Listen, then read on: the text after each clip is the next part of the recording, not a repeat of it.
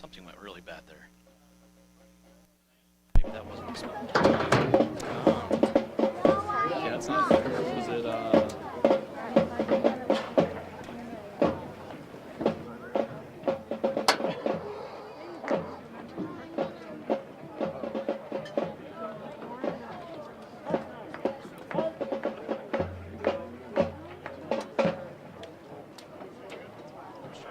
Ladies and gentlemen, get on your feet and give a yell for your Colby Eagles as they enter the field with our nation's colors.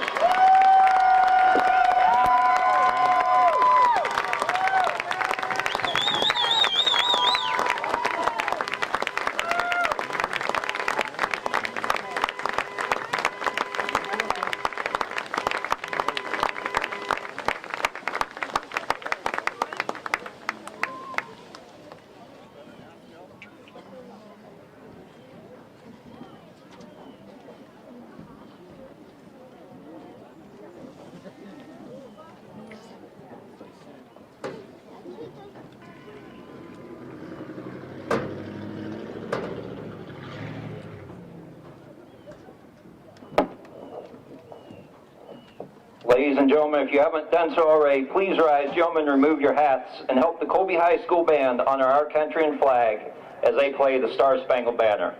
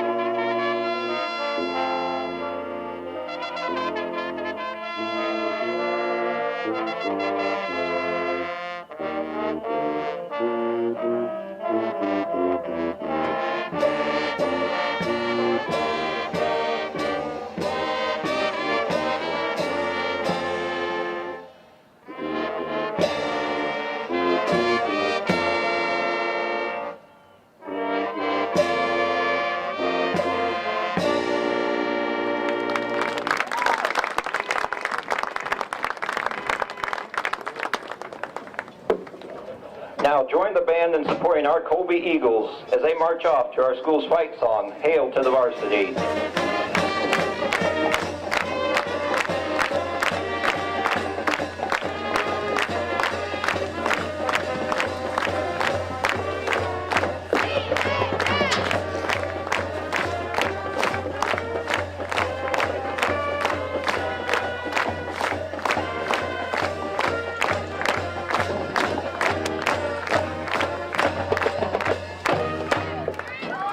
Thank you to the CHS Spirit Squad for their assistance in raising the flag tonight.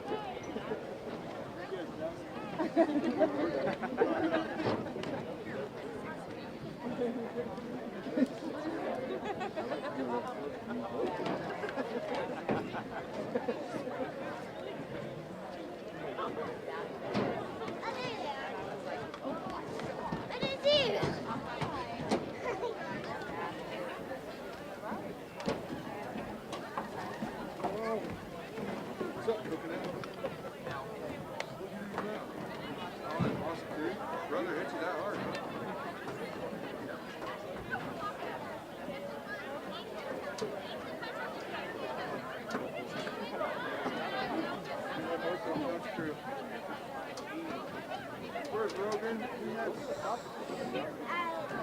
had soccer practice.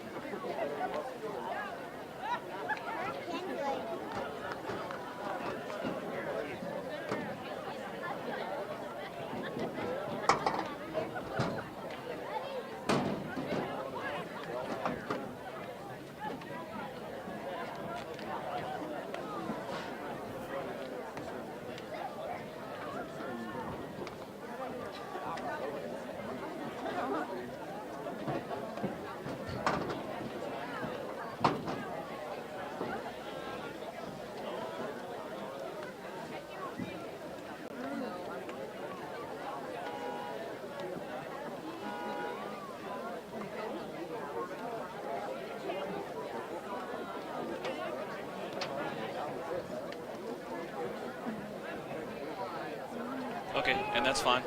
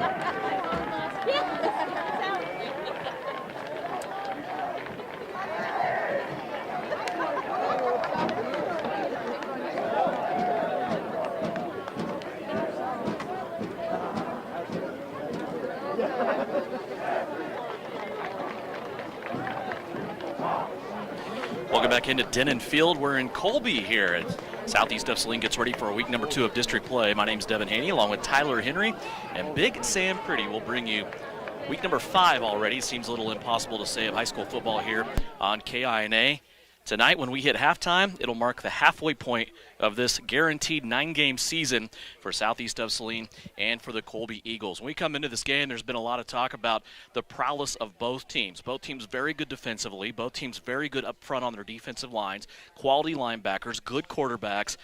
Man, these two teams, they just don't give up a lot of points, Tyler, and I think it's one of those games, if we came in here tonight, we leave with like a 42-40 score, I don't think we'd be surprised because sometimes that's what happens in these contests, but also if we leave and it's 13-10, we're not going to be shocked either. Yeah, we've seen both teams display a lot of aptitude on both sides of the football, and I think both of them are going to come to play today, but I think one is going to set the tone. Like you said, I would be just as not surprised to see this game end 12-14 as I would to see it 46-48. One thing we do know, this is probably going to be close. This is the first time that Southeast of Saline has really been tested in this way. Colby, of course, coming in here at 4-0 as well. We're in for a heck of a football game, something we haven't been able to say over the last couple of weeks. The two senior quarterbacks right now out of midfield for the coin toss. It's Ryan Myers, a senior for Colby, Jackson Gebhardt, a senior for Southeast of Saline. When we look at the comfort game conditions tonight, you can't really draw up a better night for football. The sun already setting to our right. This is one of those rare things that we see. Chapman is this way. So is Colby. It's an east-west field. So the team that would get the ball to our left, working to our right as we view it here at the homestands, would actually be working into the sun, but it's cloudy enough here in Colby. That sun's not going to be a factor. It's going to be down behind the trees and the horizon anyway, here in about probably 12 minutes. Comfort game conditions, 60 degrees, no wind. The flag laying right against that goal or flag post, and when we get done tonight, only a change of about 5 degrees, 55 by the end of this game. Just a super, super night for football. Here in Colby, it's a natural turf field, natural grass, painted up very nice. Really great facility here in Colby. It's the first time I've been here. Yeah, absolutely. I was down there walking around on it earlier. The grass does feel a little thicker than what you get at a lot of places, but, you know, that really does help a team like Southeast of Saline that's got a good running game. So it's going to be a lot on the ground tonight. I know we're expecting to see both teams go to the air a bit as well, but I'll tell you what, we're going to see a lot of yards racked up between these backs and these quarterbacks. As we get into this game, your new image audio keys to success tonight for Southeast of Saline. Well, for Southeast of Saline, they need to get up early. One of the key things we're going to talk about in this game, a couple of guys on that offensive line for Colby that have not had a chance to play the last couple of weeks, and they're going to get comfortable in those spots, but it's not going to happen right away. So if you're Southeast of Saline, you have to capitalize on that early on, make them feel uncomfortable, and put some points up on the board on the other side of the ball. As we get ready for this game, other games going on tonight, when we look at district play, a couple of big games we want to keep our eye on. Southeast of Saline, of course, here in Colby. This is currently your number 1 and number 3 teams, according to points right now in this district number 6. Colby got a victory in a plus 18 at Smoky Valley last week. Southeast of Saline, of course, with their victory in a plus 21 against Russell. So right now just 3 points separate the two teams. In between there is Scott City. They also got a plus 21 as they move to 1-0 in district play. Scott City's at Russell tonight. And then in a game in the district I think is a little bit intriguing, just like this one, is Smoky Valley and Goodland. Smoky Valley's at Goodland tonight. Smoky Valley last week took a loss and a negative 18 points to this Colby team. Goodland took a loss to Scott City and got negative 21. So both of them trying to get out of that 5th or 6th spot and make themselves a contender for the playoffs here in District number 6 of Class 3A. Other games tonight, Sacred Heart is at Ellenwood. That's a game both people not only looking for a win, just looking for points. They've scored a combined, would you tell me, 6 points all year? 8 points. Six. Okay. All right. Republic County Riverside. Familiar Riverside team that we saw last year. Republic County is going to Wathena to play them tonight. Hoisington and Minneapolis. The Cardinals roll into Minneapolis 4-0 as we're ready to go here. Jude Golden had his hand in the air. Southeast of Saline won the toss. They deferred. And the kickoff going back here to the Colby Eagles. They're going to take it at the 15-yard line. Now angling left to the 20, 25, and then brought down at the 28-yard line by Luke Gebhardt and Landon Allen. That'll bring on Ryan Myers, Tyler, in this Colby offense, which we hear loves to run the football, but once in a while they'll get hurry up on you. Yeah, they definitely aren't afraid to push the tempo, but I'm telling you, the key is going to be the offensive line battle. Keep an eye on that. 3 guys last week, 4 guys the week before, unable to play due to COVID concerns. They are back in this week, and yes, it's good to have the starters back, but we're going to find out really quickly if they're up to game speed or not. Colby wearing all black jerseys, black helmets, eagle on the side, white numerals trimmed in orange. Southeast of Saline in their road whites, all white from head to toe. Helmet, the familiar purple with the Trojan mascot on the side. Colby, first play of the game. They're looking for a fullback give right up the gut, and there's going to be no gain on that play. Matthew Rodriguez shooting through, and he's going to take down Hagen Bowie.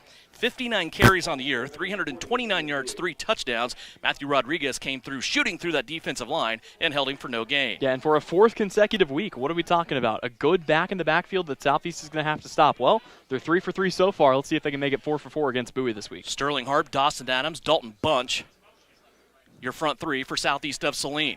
Harp slips. Here's a pass completion. It's going to come across the 25-yard line and then across the 30 and end up right there at about the 31-yard line. That goes to Peyton Wallmeyer. Yeah, but only for a couple of yards. And I'll tell you what, Southeast of Saline, they play so tight on defense. They really don't give you a lot of room to work with. And right now, it doesn't look like they're in any kind of a zone or a soft zone coverage. So if you are this team, you're not going to be able to rely on yards after the catch for Colby. They're really going to have to send some of those guys deep if they want a first down here. 3rd down and 8 after the 2-yard gain for the Colby Eagles. They're coming from their own 30-yard line. 2 guys on the right-hand side in the passing game. They pitch it out to the running back, looking for some space. He gets back across the line of scrimmage, but then thrown down short of the first down sticks. He's going to be brought down at about the 34-yard line. That's not going to be enough. It's going to bring up a 4th down and 4 for the Eagles here on their first drive, and here comes the punting unit. And I love this. Southeast of Saline got a little chance to see a bit of everything there. They stopped a pass. They stopped the run up the middle. They stopped the run to the outside. At this point, they've seen a little bit of everything, and now the offense gets a chance to come back out. And really quickly, Devin, special teams could be a tiebreaker here. A lot of young guys on the special teams unit. Back deep, Jackson Gebhardt along with Michael Murray.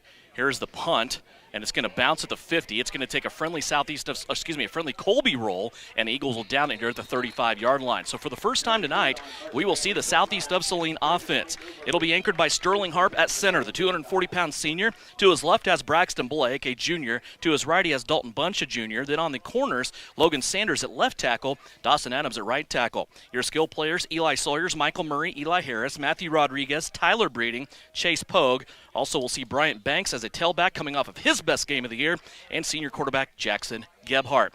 Gebhardt has it with Banks behind him. High snap from Sterling Harp. Brings it down, face mask high. Here comes Bryant Banks. Bryant Banks is in the second level. He hurdles a defender, and he's brought down across the 50 as Southeast of Saline moves in Colby territory to the 48. Well, I'll tell you what, if they can open up holes like that for Bryant Banks all night, it's going to be a long night for Colby. That was a fantastic play, perfect blocking up front.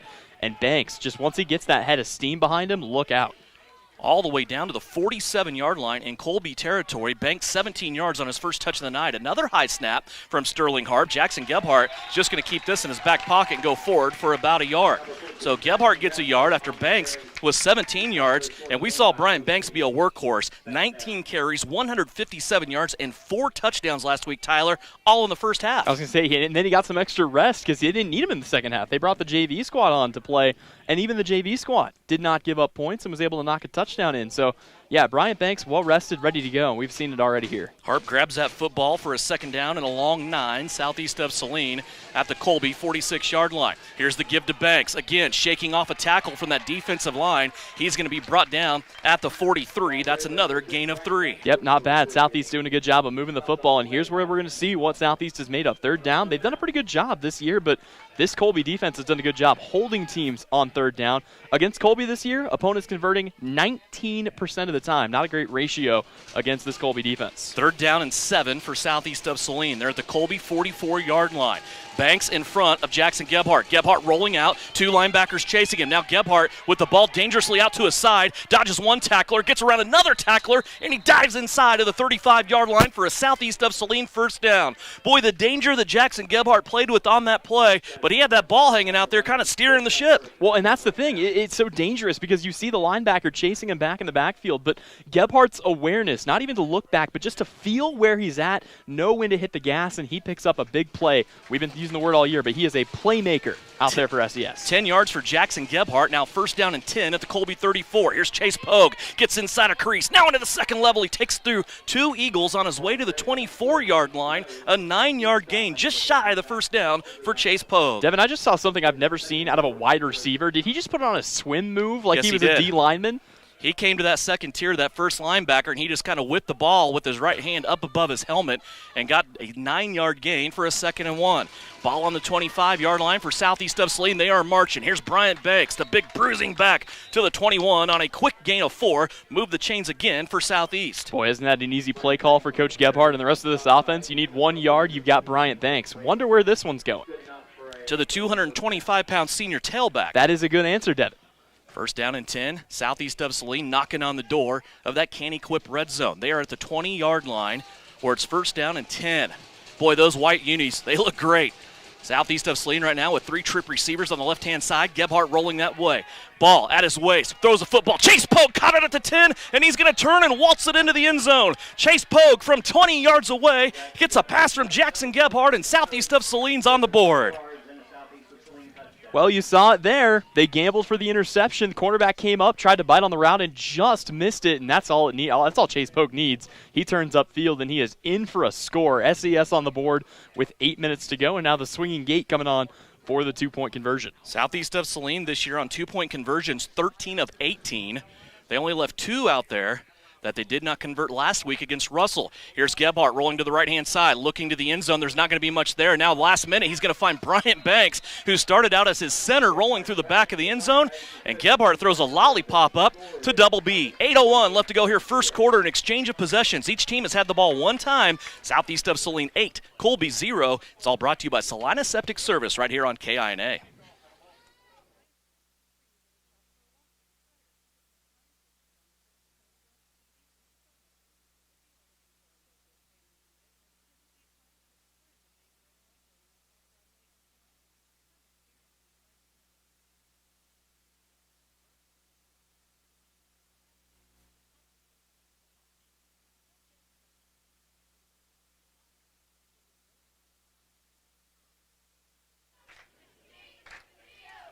Each team has had their crack at a possession here in this game. 8:01 left to go here, 1st quarter. Jackson Gebhardt to Chase Pogue, 20 yards. And that was about as fluid as you could see. And I think really that could be the difference in a lot of games this year is the mobility of Jackson Gebhardt. We saw it on a run to pick up a 1st down, keep that drive alive. Then he had Chase Pogue pretty much mirroring him, running downfield.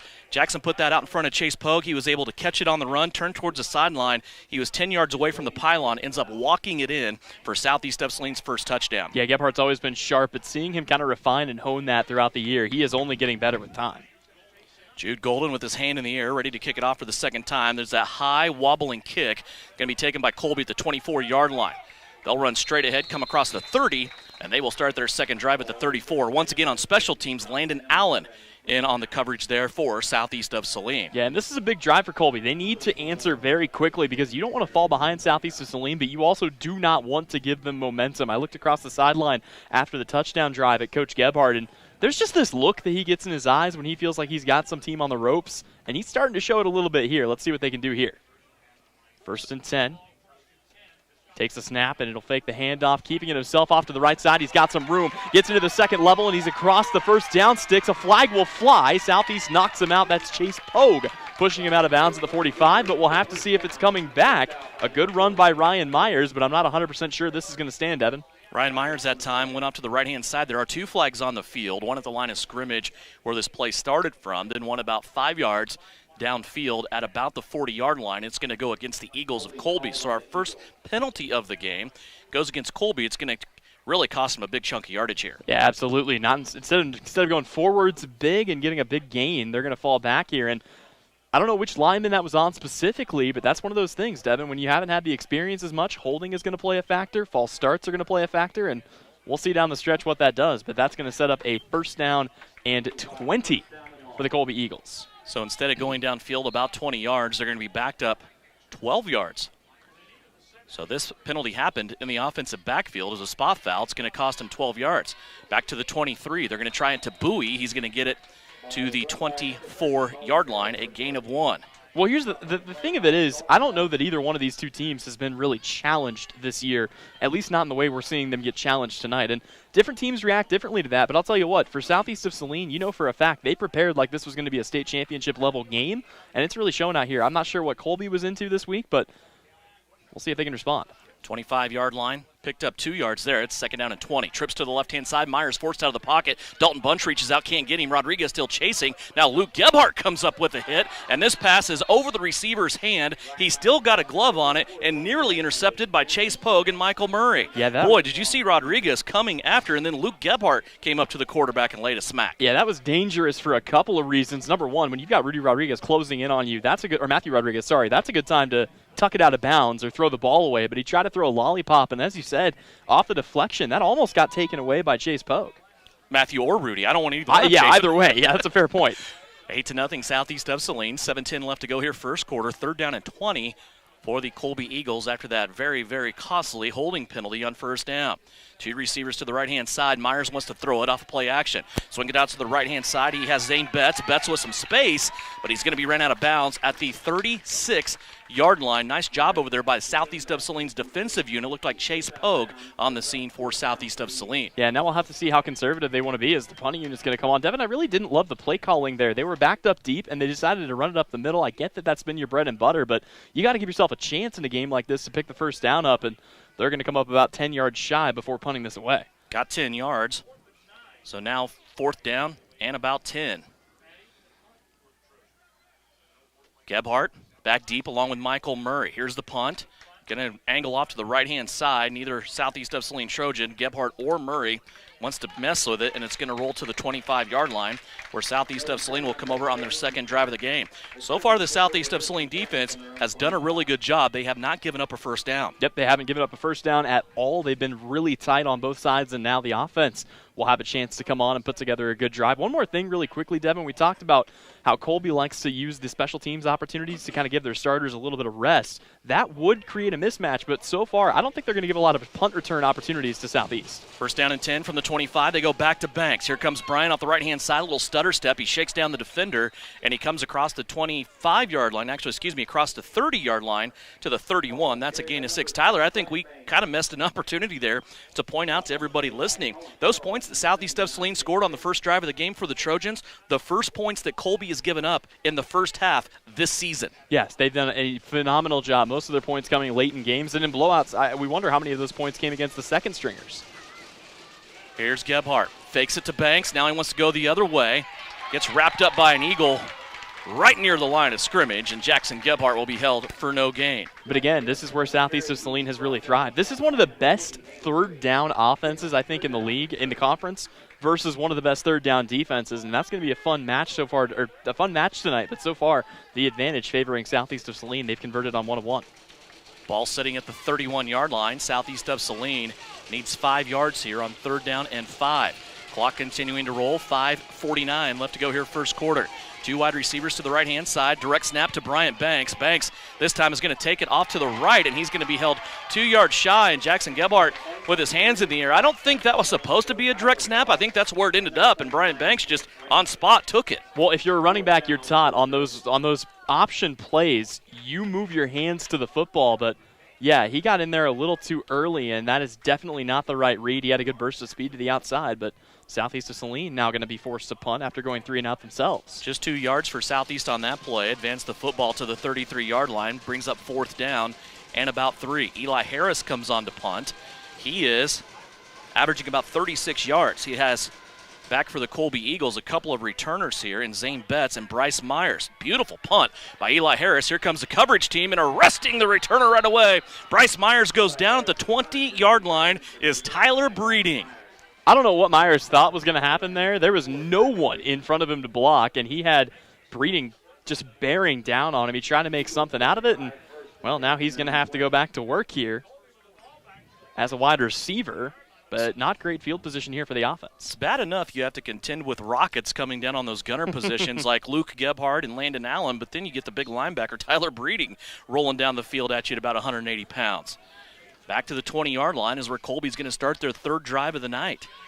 Here they go, right back in the middle to Bowie again, and Hagan Bowie is going to bring it across the 20 to about the 22 on a gain of 2. That's just his third carry of the night. And if they can neutralize Hagan Bowie, I think that's going to be a real key tonight for Southeast of Saline. Well, like I said, they've had opportunities each of the last 3 weeks to try to slow down a good running back, and all 3 times, the guy that they've been trying to stop got less than half of his production per game this season. 2nd down and 8 for the Eagles. 4.5 minutes left to go here. First quarter, 8-0 Southeast. Try a little pitch out option play this time for Colby, and they're going to bring it across the 25-yard line to about the 26, and then ran out of bounds there was the Colby running back. That time it was Colin Carroll on his first carry of the night. You know, I've talked to Coach Gebhardt a couple of times about what makes this defense so special, and it's almost one of those high school football tropes that you hear a lot where he says, well, we just get a lot of hats to the ball. We just pursue to the football. But when you watch it in action, the second there's no option for the ball to go somewhere else, there are 7 guys around whoever that guy is. 3rd down and 4. Big down here for Colby, trying to make something happen and pick up their first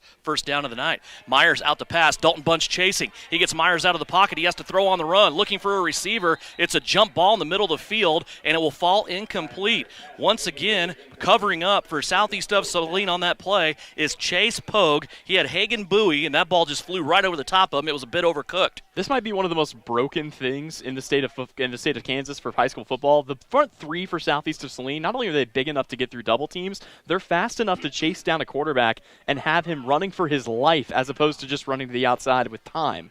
That's the thing. When you see Sterling Harp and Dawson Adams and Dalton Bunch in there, and they're getting through, guess what your linebackers are doing? Here's a punt that goes right to Michael Murray, takes it to the 48. Murray now looking for some space, comes across midfield, still tiptoeing, and he's going to make it into Colby territory where he's finally going to be brought down at the 43-yard line. So another drive here for the Colby Eagles, and no first down to show for it as of yet. Southeast of Saline still leading here with 3:37 left to go in the first quarter, 8-0. And if you're Southeast, you got to put the gas pedal to the floor here. This is a big drive coming up. They've got good field position.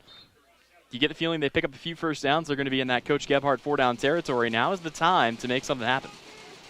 From the 43, Southeast of Saline, 2 receivers on the right-hand side. Chase Pogue's going to move, and now a lot of movement up front.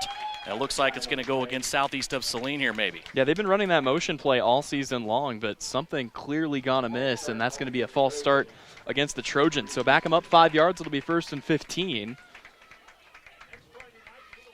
On the right-hand side of that line, a couple of rotators coming in. Evan Nicholson has gotten into the game along with Eli Jackson. Eli did such a good job last week spelling Logan Sanders. This time he's playing on the other end on the right tackle spot. Here's Gebhardt with the ball off the snap, goes out to Michael Murray. Murray back to the original line of scrimmage. Shakes a tackle. Michael Murray still trying to get away, still moving those feet, and he's going to make his way all the way to the 36-yard line and a gain of 12. Michael Murray with a big catch up top. Well, I was just about to mention, we're obviously on the radio. We're not on TV, but if you are watching the stream, at the top of your screen, Michael Murray is one-on-one. He's been that way all game long, and they are playing off of him by quite a bit. So you see a perfect play drawn up there, a little comeback route, and he's able to pick up some big yards for Southeast. 2nd down and 4 for Southeast of Saline after that play to Michael Murray. Fake on the play action to Banks. They want to go over the middle, and this pass by Gebhardt is knocked down at the line of scrimmage. Incomplete. That'll bring up 3rd and 3. Yeah, 3rd and 3, definitely a manageable situation. You wonder if this is the time where you try to, trust your running back who's been averaging probably, around 5 yards a carry so far this season for Bryant Banks? A little more than that, yes, sir. So this does seem like Bryant Banks territory. I mean, you do have a good front 4 up there right now for Colby, but you get that push. Let's see what they go to here. 5.7 yards per carry. Banks this time lined up directly behind Jackson Gebhardt in that shotgun formation. Gebhardt, quick pass out to the right-hand side. There's his favorite target, Tyler Breeding. Breeding trying to get out of an ankle tackle. Pirouettes like a ballerina. He has the first down and then some as he falls across the 30-yard line to the 28. Yeah, not 100% sure what's going on with that, but you see on that. So Banks all the way across the 30-yard line to the 29. That's a gain of 7. And we see Tyler Breeding leading this team in catches. He hasn't found the end zone yet this year. That's upcoming, I promise. 8-0, Southeast of Saline still working on their third drive of the night, and a flag is going to stop this play. And this is one of those situations where you really start to wonder, are they doing something differently than they've been doing all season long, or is this just one of those things that technically every time they do it, it's a penalty, but the officiating crews that we've had so far this year haven't been calling it? Either way, it's going to put Southeast of Saline in another 1st and 15 situation. Better to do that on first down and not third down. Yes, Gives absolutely. you time to recover, right? Yep. 1st and 15 now, back to the 33-yard line for Southeast of Saline. I'm still in love with these all-white unis. They look great for the Trojans. Southeast of Saline now faking to Chase Pogue on the end around. Here comes a blitzer. Gebhardt sidesteps him. Now looking downfield. There's Michael Murray. Hits him in the number, and he dropped it. It'll fall incomplete and bring up 2nd and 15. Boy, Murray had to slam on the brakes as he was again flowing with Gebhardt on that play. Stopped, and the ball came in and hit him right in the chest plate. Yeah, and I don't even know how much he had to hit the brakes that time. That was thrown perfectly. And again, we try not to be critical, but, man, Michael Murray, he's got to reel that one in. But again, if you're going to do that, better on first down than on third down. Also, want to note, they didn't back Southeast up after the flag. It's still 2nd and 10. Yeah, it should be back here. And there's some help coming from the home stands, of course, that they're about 5 yards off on There the we spot. go. So I think the ball marker on the far side. I mean, was a little Southeast would have taken it. They'll just have to get these 5 yards back the hard way. So Southeast of Saline looking. Gebhardt rolling out to the left. Throws it up over his shoulder, and Chase Pogue comes tumbling down with it. Chase Pogue just made a diving catch, and that time Gebhardt, rolling to his left, just kind of flipped his hips around and threw that football to where Chase Pogue can run underneath it, and they go all the way to the 12-yard line on a gain of 21. Well, that's perfect. They roll him out to the left. There's a free blitzer coming, but from the right side, and I'm telling you what, you're not going to be able to catch him as Southeast now wants to go up tempo. Chase Pogue with 41 yards already, again in that Caney-Quip red zone.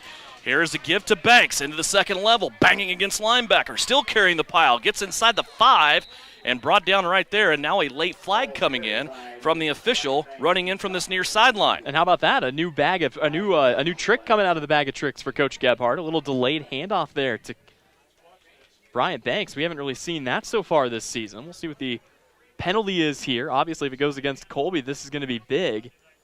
But it looks like it is going to go against Southeast of Saline. And we'll see if this undoes. See what the call was on that penalty. We still haven't got the call yet. Well, we did. It's a new hand signal. I haven't seen that one in a while. Not sure either. I didn't see it. Not very often that I see a hand signal from a white hat that I don't recognize, but that's a new one to me. It's going to be a 5-yard penalty, whatever it was. It's going to back Southeast of Saline up here, 2nd down and 5.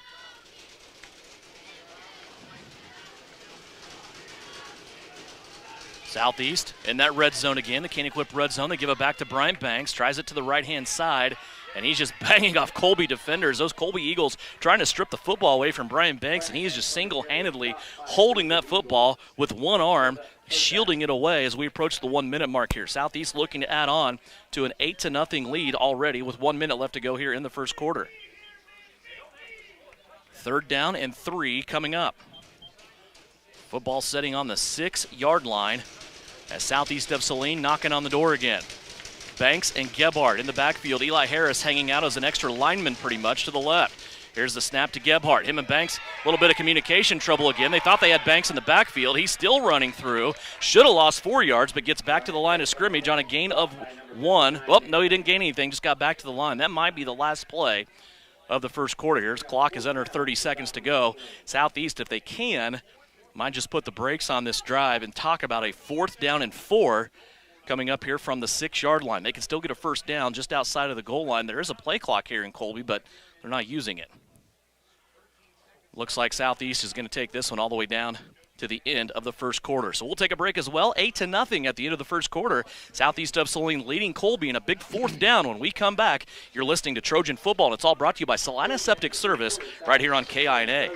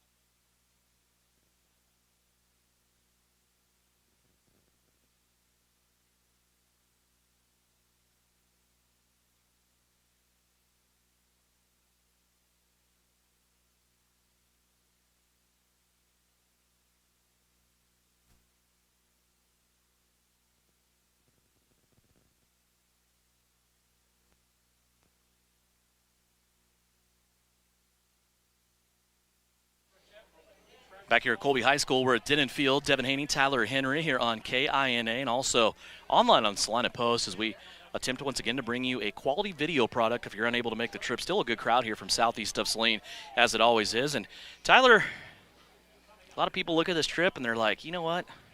It's not a great trip to take. You and I, though, right down I-70, not bad. Not bad. Only 3 hours. Yeah. And you know what? To be honest, once you've gone to cover some indoor football games in places like Liberty and in places like Amarillo and Albuquerque and somewhere up in the northern regions. I mean, you can go ahead and throw Dodge City in that mix, right, too. That's honestly. not a fun trip. This is pretty easy. One road. We both slept well on the trip. Absolutely. Southeast of Saline looking to knock on the door here. The Trojans are ready to go. Once again, it's going to be fourth down. Or is it third down? That penalty got us all messed up. The conversation here on the press box throughout the whole thing was, what was that penalty that was called? It was a motion that nobody's ever seen before, and now they're saying it third down. When they went to break, it was fourth down at the end of the quarter. The coaches from Colby really aren't that upset about it. It's more of the fans in the stands.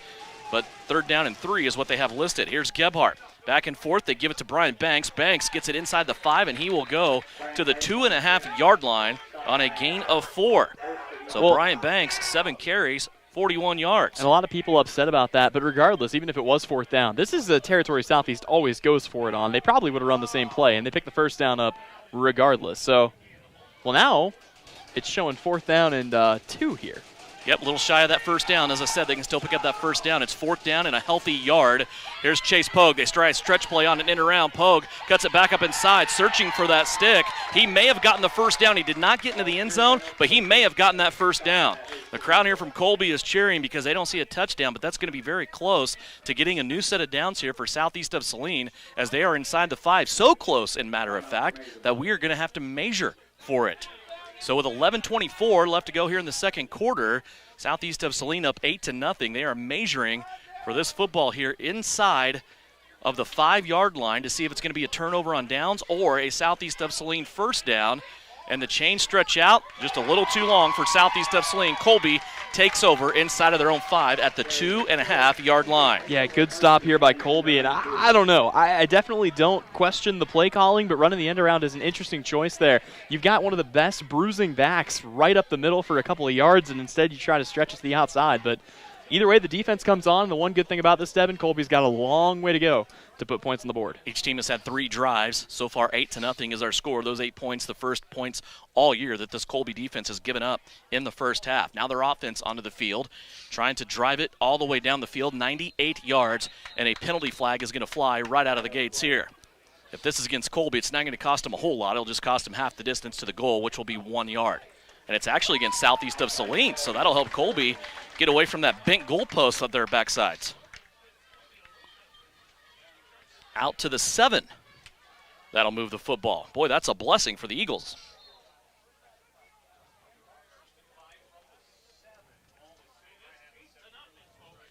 Eight to nothing. Colby leading. Chase Pogue, after that run, got up a little gimpy.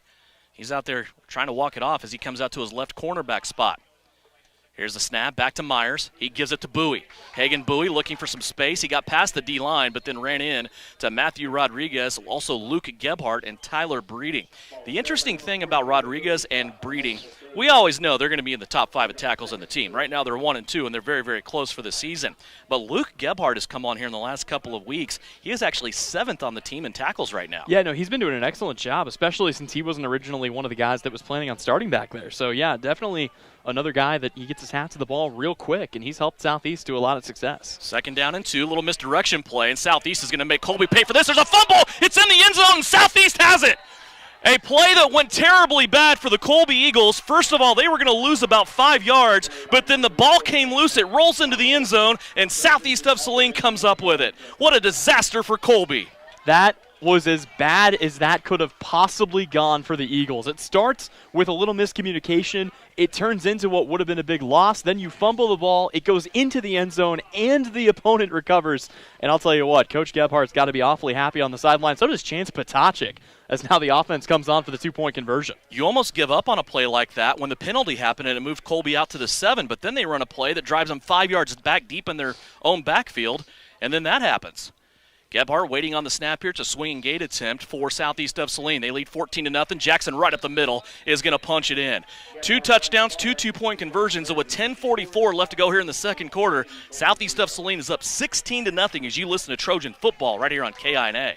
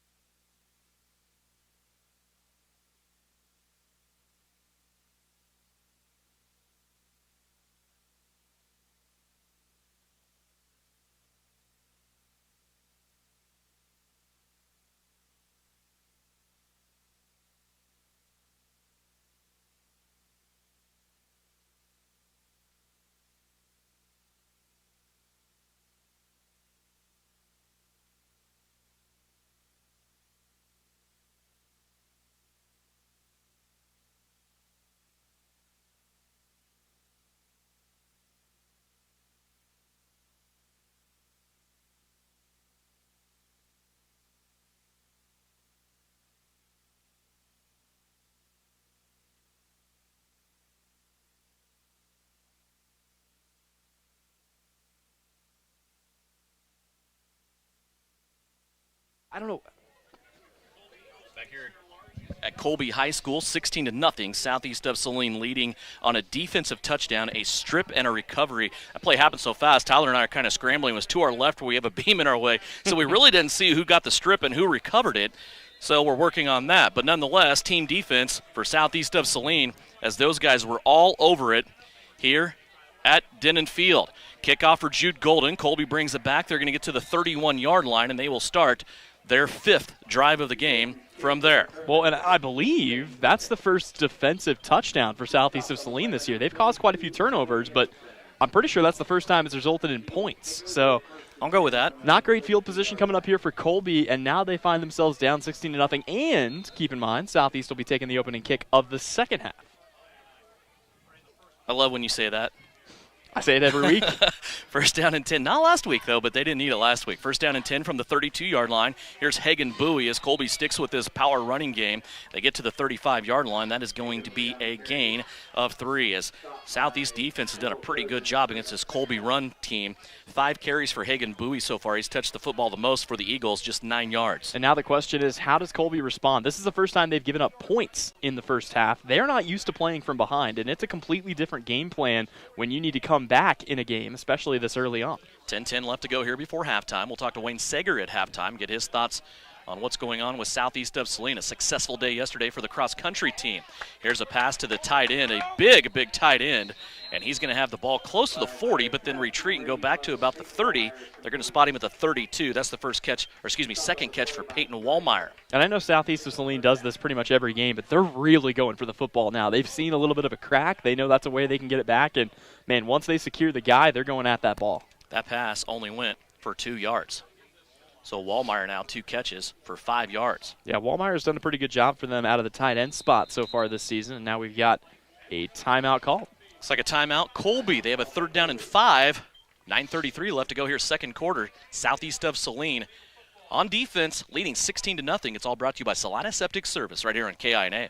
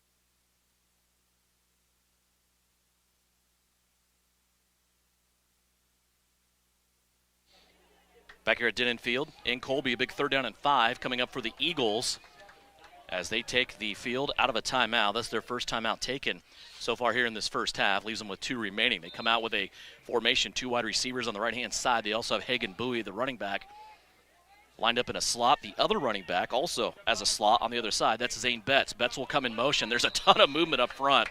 Southeast of Saline was jumping at the line of scrimmage, and unless they came across, this is going to go against Colby and turn their 3rd and 5 into a 3rd and 10. Let's see who it's against. Offsides on Southeast. And that is going to be the first down of the night for Colby, and Southeast of Saline, unfortunately, is going to gift wrap it. Well, actually, I don't think it's quite yet. I think it's going to be 3rd and 1. If the spot on the field is to be believed, and they're kind of looking at be really close. They're looking at the chain gang now. Oh, they got to measure for it off of a penalty. How do you measure off of a penalty? Don't ask me, Tyler. I'm being a little serious because I don't. I know. If it's a ball it's spot, 5 yards. So if it's a ball spot, it's one thing. But if you're moving the ball up 5 yards, you would think it would be pretty definitive whether you'd have a first down or not. But last time they stretched these chains out, it went in favor of Colby, as Southeast of Saline was looking for a first down inside of the 5-yard line. Don't forget about that. That could be a big play coming up later on in this game. They stretch these chains out again, and it's going to be a first. Well, they started to walk off and said it was a first down. They're going to stretch them out again. It is still a first down by the nose of the football. This it's been consistent on both sides, but the officiating in the first half has been interesting. We'll call it. It's a good word. So far, leaves people to interpret their own meaning. We're certainly not making any statements up here. No. So football at the 42, now 1st down and 10. As you mentioned, that's their first down of the game. It comes with 9:33 left to go here in the second quarter. They go back to Hagen Bowie. He puts his head down. Actually, excuse me, that's Carroll that time. Colin Carroll puts his head down as he enters the line of scrimmage, and Tyler Breeding will clean him up for no gain. How many times this season has a team tried to run the ball up the middle and gotten more than 5 yards? Because I venture to guess that number is under 10. Maybe even less. Yeah. You just don't get anything between the tackles against the Southeast defense. You know, early on, Minneapolis had some success running the football in the first game of the season up the middle. That was in the first half. That got quickly shut down after the halftime adjustments. Other than that, I really can't think of anything. Here is Myers now with the pass, nearly intercepted, but it's going to be complete out here to Carroll, taking a dive at that football as Luke Gebhardt, and Luke, I thought, was going to get it, and Carroll's going to turn up the sideline. He's going to keep his feet in bounds and advance it to the 43-yard line. That'll be a gain of 16 and another first down for Colby. Yeah, a little momentum here for Colby as well. After Southeast gives them a first down, they're able to come out and earn one on their own. Gebhardt gambled for the pick. Looked like he almost had it, but, man, you missed trying to jump that route, and that's going to give a lot of green grass to the receiver who catches it. Largest offensive play of the night for the Eagles. They're at the 43-yard line now. Back to pass again. Myers out to the left-hand side. This goes behind Colin Carroll and incomplete as Ryan Myers throwing the football is 4 of 7 on the night so far. He has thrown 2 passes for completions to Peyton Wallmeyer, but just for 5 yards. Has a 10-yarder to Zane Betts and a 16-yarder that we just saw to Colin Carroll. That incompletion will bring up a 2nd down and 10. Yeah, that definitely not where he was trying to go with that. Had the receiver wide open there in the flat, but just couldn't hit him. From the 44, 2nd down and 10. for the Eagles. Stacked backfield with two slot backs. They want to run it to the right. Here's Betts. Betts negotiating his way through traffic, and he will be brought down at the 30-yard line. Zane Betts on a gain of 13 has another first down for Colby. And, man, Colby was looking pretty dejected after that fumble got recovered for the touchdown. That was not what they were going for, and I'll tell you what, I mean, they're starting to feel themselves a little bit now. They're moving around out there. They're looking happy. They're bouncing up and down, and they've got a little consistency to the offense here. Southeast going to need to come up with a stop here. 8.5 minutes left to go here, second quarter. 16-0 our score. Colby trailing Southeast of Saline. Here's Betts in motion in the backfield. They go to Hagan Bowie, and Bowie just kind of bounces off a couple of Southeast of Saline guys. He's going to plunge ahead for a gain of 4. His longest carry of the night. And right now, he's doing a good job of being patient. He's not just trying to cram it up the hole that's supposed to be open. He's kind of waiting a little bit to see what's actually going to be there, and it's really worked wonders for this Colby offense. The Eagles on the move here with about 8 minutes left to go in the second quarter. So Colby looking to spread this one out. They're still going with those two slot backs. This time both of them on the right-hand side. It's Bowie and Carroll. They want to run to that side. Myers tucks it. He's going to keep it, and he is taken down right at the line of scrimmage by Matthew Rodriguez. We might have a bad block here on Colby, as Bryant Banks, it looked like, was knocked in the back. Yeah, not 100% sure. I didn't see anything there. It's going to be a hold here against Colby. So it will come back, and that's going to help Southeast of Saline's cause defensively, as the Eagles will lose a little bit of that momentum and have to move the ball further here. 7:48 left to go here in the second quarter. That's second down and 6 now will be backed up, and it will be more like a second down and 16. And the football will be placed down at the 42-yard line. 16-0 Southeast of Saline leading. An offensive touchdown and a defensive touchdown so far for the Trojans, as they look to get a leg up here in district play. High snap back to Myers. He's going to hand it off to Betts. Betts negotiating his way off the right-hand side. Got around Jackson Gebhardt, but then ran out of bounds by Chase Pogue on the tackle, just short of the 30-yard line. Took it out to 31. That's a gain of 6. Yeah, and right now both teams doing a good job. Well, not doing a good job. It's just something they're doing. Just keeping the ball inside the sticks, and the clock keeps on or continues to wind here. 7:16 left to go. Football sitting on the 32-yard line for the Eagles. Third down and 12. Big down here. See if Colby can pick it up or if they want to enter 4-down territory against this Trojan defense. Looking to the option on the left-hand side. They sneak into the belly of Carroll, and Carroll will plunge ahead for a couple of yards. Looks like he's going to have about 3 yards here to the 27. That'll bring up a 4th down and 8. And I feel like you almost have to go for it here if you're Colby. You haven't really had any consistency on offense up until this drive, and even if you pin Southeast of Saline deep in their own territory, even if they don't score, they can eat up enough clock that, you know, they get the ball to start the second half. From the 27, big down here for the Colby Eagles. 4th down and 7 from the 27. Shotgun snap is Myers. He wants to pull it out of the belly of Bowie. Has a receiver on the right-hand side, Zane Betts, and he's going to have it ran out of bounds at about the 15-yard line. It might even be closer to the 10. Let's see where they spot it as he went out of bounds. There's a big play there for the Eagles. Yeah, a lot of people biting up the middle trying to stop a potential run play. It was play action as it should be, and boy, just a lot of green grass there for the receiver to run to. 13 yards to Zane Betts as he has come alive here, not only in the running game, a couple of big runs, but also in the passing game with 2 receptions. Clock at 6:26 as Betts got ran out of bounds there at the 14-yard line. First down, Colby threatening for the first time tonight as they trail 16-0. Here's Myers, goes to Bowie, and Bowie is swallowed up by Adams right at the point of attack. Dawson Adams is there to greet him. May have even been a short loss. Yeah, you almost saw Adams there. Once he knew he had him wrapped up, he went for the football. I mean, he knew he had guys coming in to support him, and give a lot of credit to Bowie for hanging on to it. I don't know how many guys can keep the football in their possession with Dawson Adams trying to yank that thing out. Ball inside of the 15. It's closer to the 15 than it is the 14-yard line. Second down and 10 for the Eagles here. Still in the shotgun formation. One wide receiver. It's the big guy, Peyton Wallmeyer, to the right-hand side. Here comes Carroll in motion. He's going to stop now, come back the other way. Carroll's going to stay as a slot back on the right-hand side, same side as Wallmeyer. Hagan Bowie, the lone setback. Boy, Colby's taking a lot of time here. The back judge is counting. Now they try motion again. High snap to Myers. Myers going to get it to Bowie, and Bowie drops the football. Southeast of Saline came in, and they're going to recover. Another fumble by the Colby Eagles. They came into tonight with no fumbles lost so far in the first 4 games. That is number 2 as Southeast of Saline's defense takes over. Yep, to perfection, and it was Eli Harris jumping on the ball.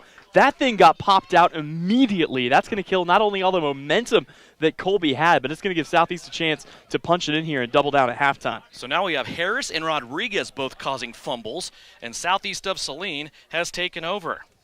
Again, this is a Colby team that hasn't lost a fumble all year. They've thrown 2 interceptions, but that's it for turnovers. Jackson Gebhardt comes out. Southeast of Saline takes over to 12. Banks straight ahead, gets to the 16-yard line on a gain of 4. So Bryant Banks continues his workmanlike effort tonight. 8 carries, 45 yards. As Rodriguez and Harris making things happen defensively here for the Southeast Trojans. 5:09 left to play. Second quarter, it's 16-0.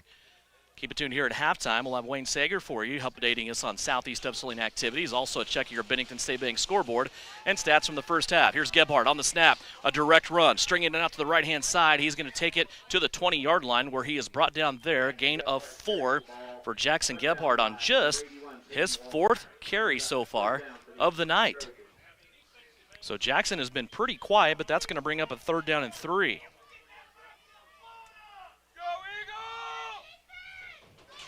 4:33 left to go. Clock is still running. The football right now sitting directly on the 20-yard line as Southeast of Saline backed up after they took that fumble away from Colby. Here's Gebhardt straight up the gut. He's looking for that 1st down. He needs 3 yards. Looks like he got 4. To the 24-yard line goes Jackson Gebhardt, and another 1st down for Southeast of Saline. His 5th carry of the night, now 19 yards. 16-0 lead. Football right now sitting at the 16-yard line. Or excuse me, the 36-yard line. Give Southeast a little more credit there than what they've gone, but they have taken over after a fumble caused by Eli Harris, and that's where this drive is going right now for Southeast of Saline. Gebhardt on the give, starts out to the right, now comes back left to Brian Banks. There's a flag on the play. Banks gets into the second level to the 25-yard line, but this one may be coming back here with 1:39 left to go as Banks zigzagged his way through traffic, but then had a flag on the play brought down here. So we'll have to go back the other way here for Southeast of Saline and shake that penalty off and see where this is going to land them.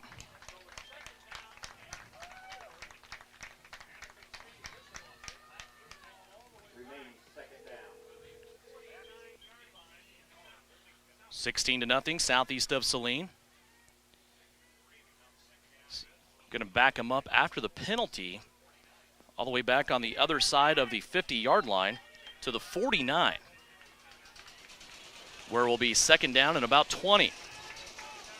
Gebhardt asking for the snap, gets the shotgun snap, looking back to the right. Now wants to go deep, a little pump fake, and he has his receiver wide open, but then falling down on the route was Tyler Breeding, and that ball goes incomplete. Boy, Breeding had his guy beat, and I think you probably want to remember that as we go back in the second half because Breeding was wide open, but he got tangled up in his own feet. Yeah, and that could have been one of the biggest plays we've seen so far this game. But, yeah, just an unfortunate break there for Southeast. And right now, still showing 3rd down and about 20 to go. Just the 3rd incompletion of the night for Jackson Gebhardt as he is 5 out of 8 so far in this game. Now 3rd down and 19. See what Southeast can do here to pick up the 1st down. They got to get 20 yards to move the sticks. Gebhardt back to pass. Good protection now. An Eagle breaks through. One on each side. And a sack by the Colby Eagles. The Eagles break through. First it was the defensive lineman on the right-hand side. And then the lineman on the left-hand side came storming through where Jackson Gebhardt was trying to escape and brought down back at the 39-yard line and a loss of 10 on the sack. Devin, I can't remember the last time this season that Jackson Gebhardt was sacked. I mean, it's just such a rare occurrence, but give credit to this Colby defense. They've done a really good job of minimizing SES on the offensive end, and, man, they've really flexed their muscle there. Southeast is going to have to punt this away. Big important guy right now in this stadium is Eli Harris. His first punt was really, really good. See what he can dial up here on his second punt. As right now, as we go to halftime, Bryant Banks with 8 carries. Jackson Gebhardt, I would classify as his 9th carry But Southeast of Saline's been pretty balanced so far, hitting 4 different receivers in this game and moving the football pretty well against what we thought coming in, and we're seeing it a pretty staunch and stingy Colby defense. Well, that's the other thing, too. Eli Harris, give him some credit for doing as well as he's done. He hasn't been used a whole lot in the last couple of weeks, but still a booming kick for him. And you see right now the punt return is a little deeper than they were last time as they had to chase the ball backwards. Hunter Vaughn back deep for the Colby Eagles along with Zane Betts. Eli Harris will set up here. He'll be just inside of his own 25-yard line. The return men for Colby just inside of their 20. Eli Harris asking for the snap, and a flag is going to fly. He's going to have a practice punt here as this is going to bounce right at the 18-yard line. And we'll see who this flag is on. It's not going to help really anybody one way or the other if it's just an offsides or a procedure penalty. It'd just be 5 yards. Devin, that's an interesting thing, too. I know that if you're a field goal kicker and there's some kind of a stoppage like that, you go ahead and kick it just to not throw off your rhythm. Do punters do the same thing? I mean, I would do it. Because typically you don't see that. Typically, well, and they're going to wave the flag off here, so it looks like there is no penalty. But, yeah, it's just interesting. I've never seen a punter actually kick it. Normally they just kind of hang on to the ball. But especially if it's windy. Yeah. But there's, like we said, there's no wind here tonight. No, it's a clear. This is perfect football weather. You could not ask for a better night to be out here under the Friday night lights. 1:23 left to go. 16-0 is our score. Southeast of Saline leading. 1:23 left to go, second quarter. Southeast in punt formation here with Eli Harris. That flag was waved off, no penalty. So we'll see if Betts and Vaughn can get a ball to return here from Eli Harris.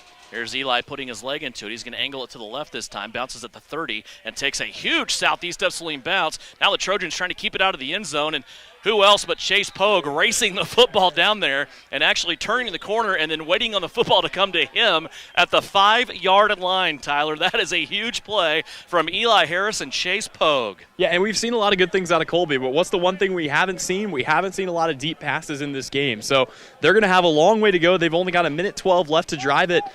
Be interesting to see how much they open the playbook here and maybe try to go deep on some of these passes. Ryan Myers has 1 timeout left to his disposal as Colby has taken 2 already. They're backed up at the 5. Last time they were here, a strip by Matthew Rodriguez ended up in the end zone for Southeast of Saline where they recovered for a touchdown. Here's Myers looking for somebody to hand to. There's nobody there. Now he has to run and take it himself, and he's going to be buried back at the 2 by guess who? Bryant Banks and Sterling Hart.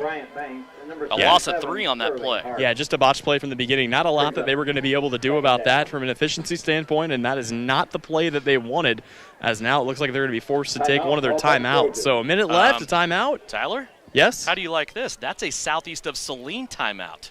Really? Yes, sir. So they have 1 remaining as they take their second one, forcing Colby to run another play here. 1 minute left to go. Yeah, it surprised me for about 2 seconds, and then I remembered who the coach of this team is, and I was like, no, this makes sense. Gebhardt's going to do everything that he can to try to keep this team on top, and they cannot let go of the throttle right now with 1 minute to go. Well, and you're not so much banking on getting the football back here with only 1 timeout remaining. What you're banking on, and it's a pretty good bet at this point, is your defense, getting another stop, maybe even a safety.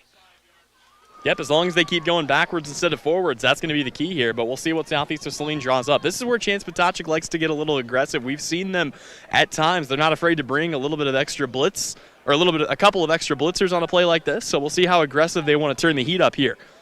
Ball sitting at the 3-yard line. 1 minute left to go. Each team with 1 timeout remaining as the Southeast of Saline defense takes the field once again. These are the top 2 scoring defenses in the state in Class 3A.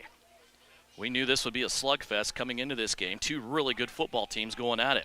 So far, Southeast has the edge. Myers back in his own end zone, asking for the snap.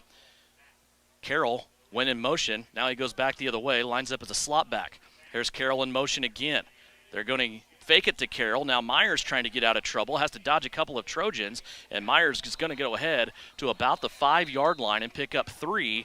And now, who's this timeout going to go to? Looks like it's going to go to Southeast, their last one. They'll stop the clock with 52 seconds left. And it's an interesting situation here when you take a look at what's going on. 3rd down, obviously they got to run 2 more plays. I don't necessarily know that Southeast is going to have an opportunity to do too much here, but anything that gives you an opportunity, if nothing else, just to be a nuisance at this point and force them to continue running plays. It'll be interesting to see how Colby responds. And then, as we mentioned a time or two before, Southeast will be taking the opening kickoff in half number 2. Is it classified as a gamble? Yeah, probably if you're southeast of Saline, but you never know what could happen. It could be a bad snap. It could be a botched handoff. We've seen a couple of times tonight where the Eagles skill players in the backfield aren't on the same page.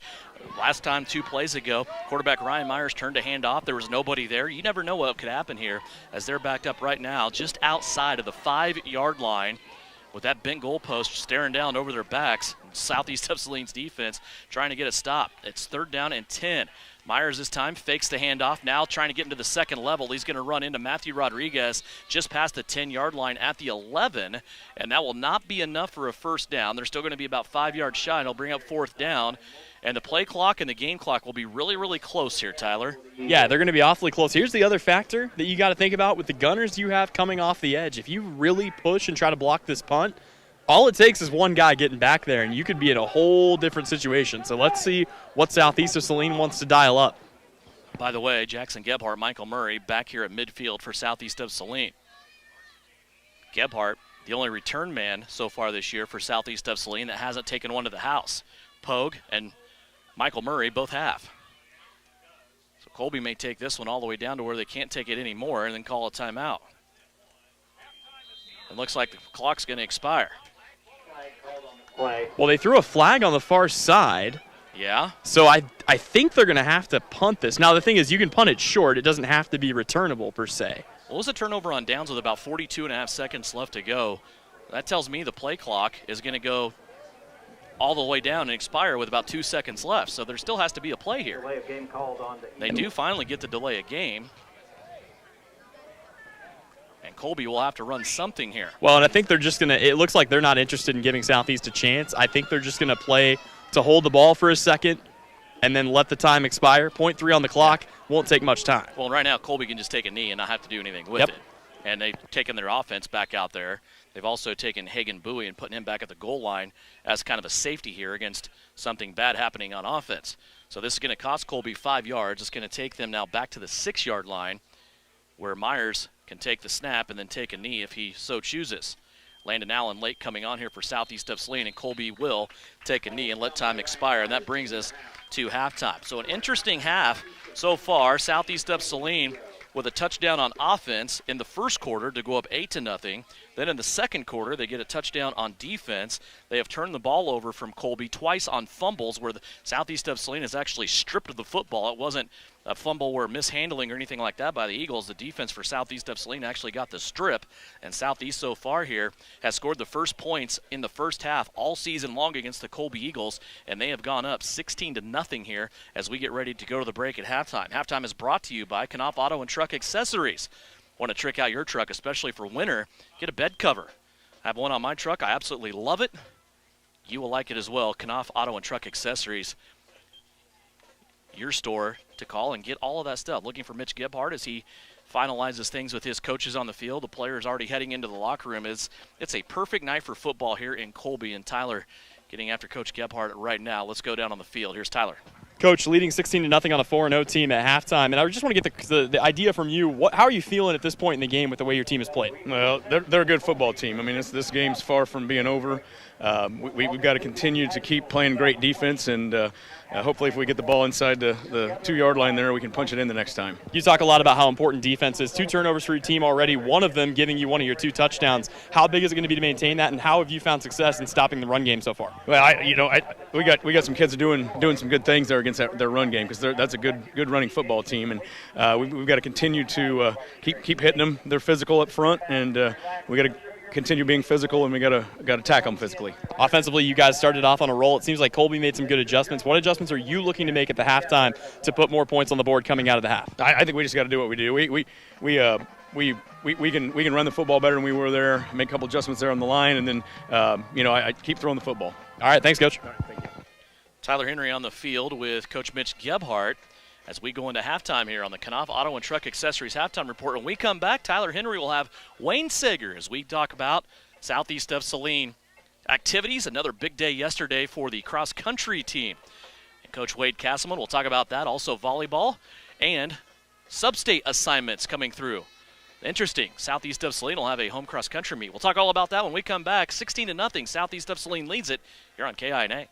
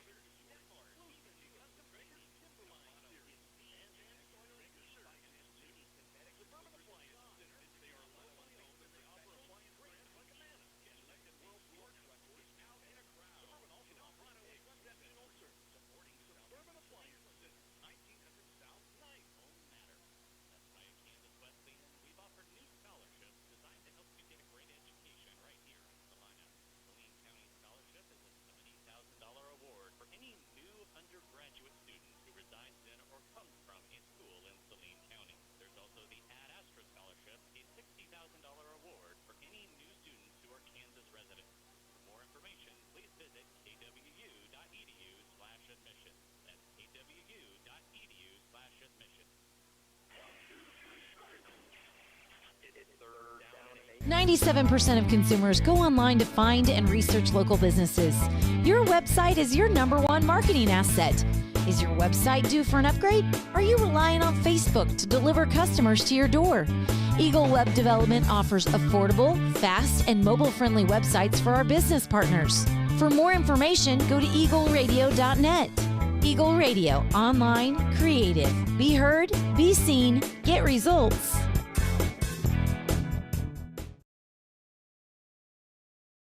Facebook is the leading social media platform used by almost 2/3 of all internet users. Eagle's team of social media experts will craft a custom campaign targeting exactly who you want to reach when you want to reach them. Let Eagle help you unlock the power of social media today.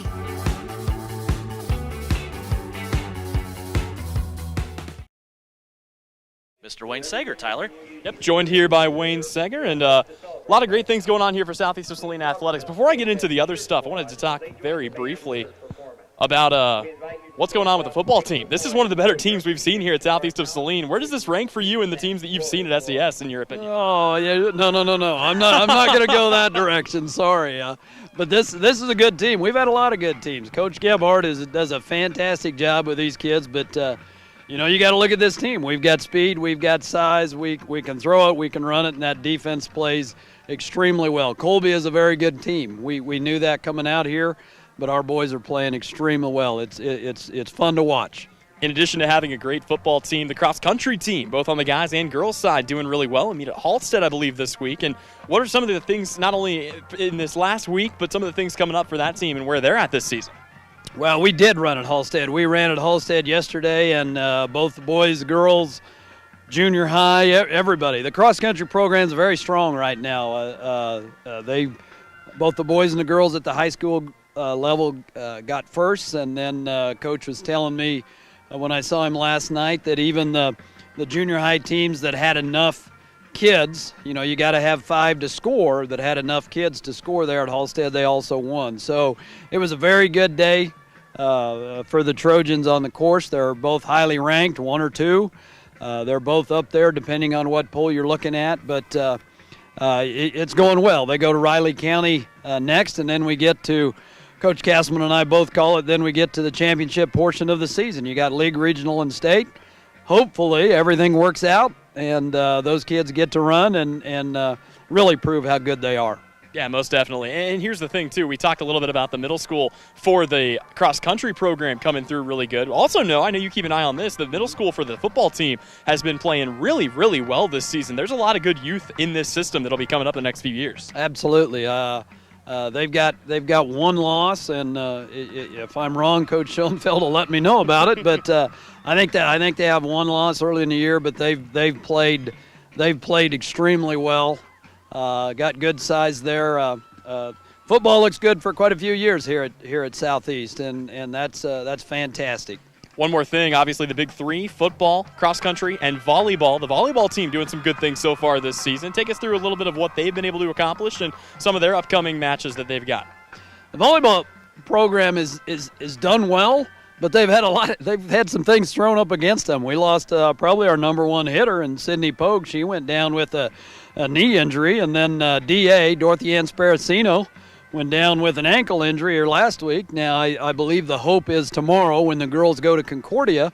I think DA is supposed to be back, but she'll be nursing that ankle, so we'll have to she'll have to see if she can make it through for that tomorrow. But we'll see what happens. No, those girls keep playing. We don't have the big standout tall girl that puts it down, but those gals keep it and play very good. And that's kind of fun. And you know what? I told you that Coach Schoenfeld would get me corrected.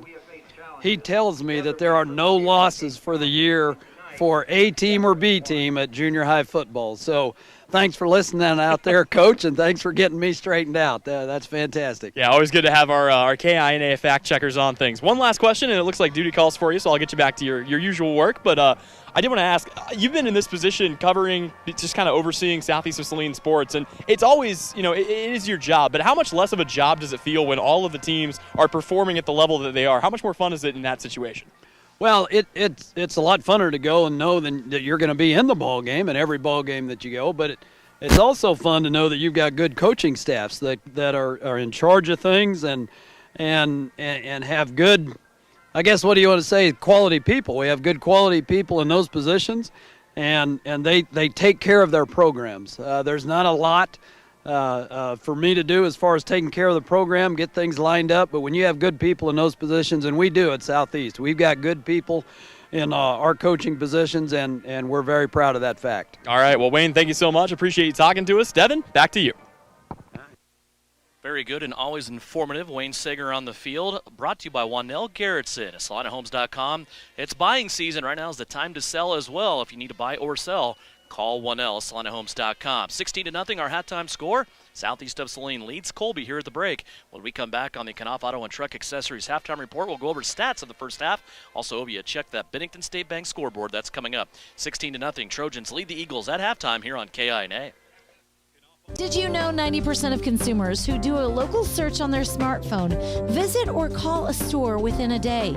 Eagle can help those consumers find you, our local business partners. Using our free Google Business Optimization, we will work with you to make sure that when someone is looking for your goods and services, they can find you. Contact your local Eagle representative today. Eagle Radio, online, creative. Be heard, be seen, get results.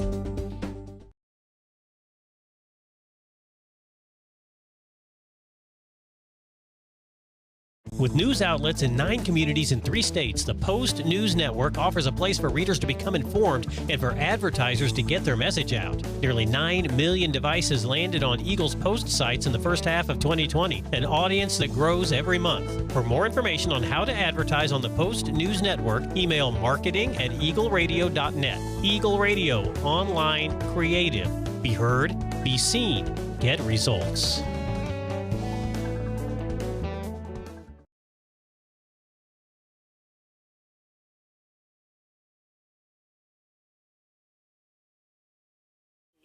To help prevent injury, enhance performance, or to heal through surgery and rehabilitation. For area athletes to weekend warriors, the home field advantage starts at Saline Regional Orthopedic and Sports Medicine.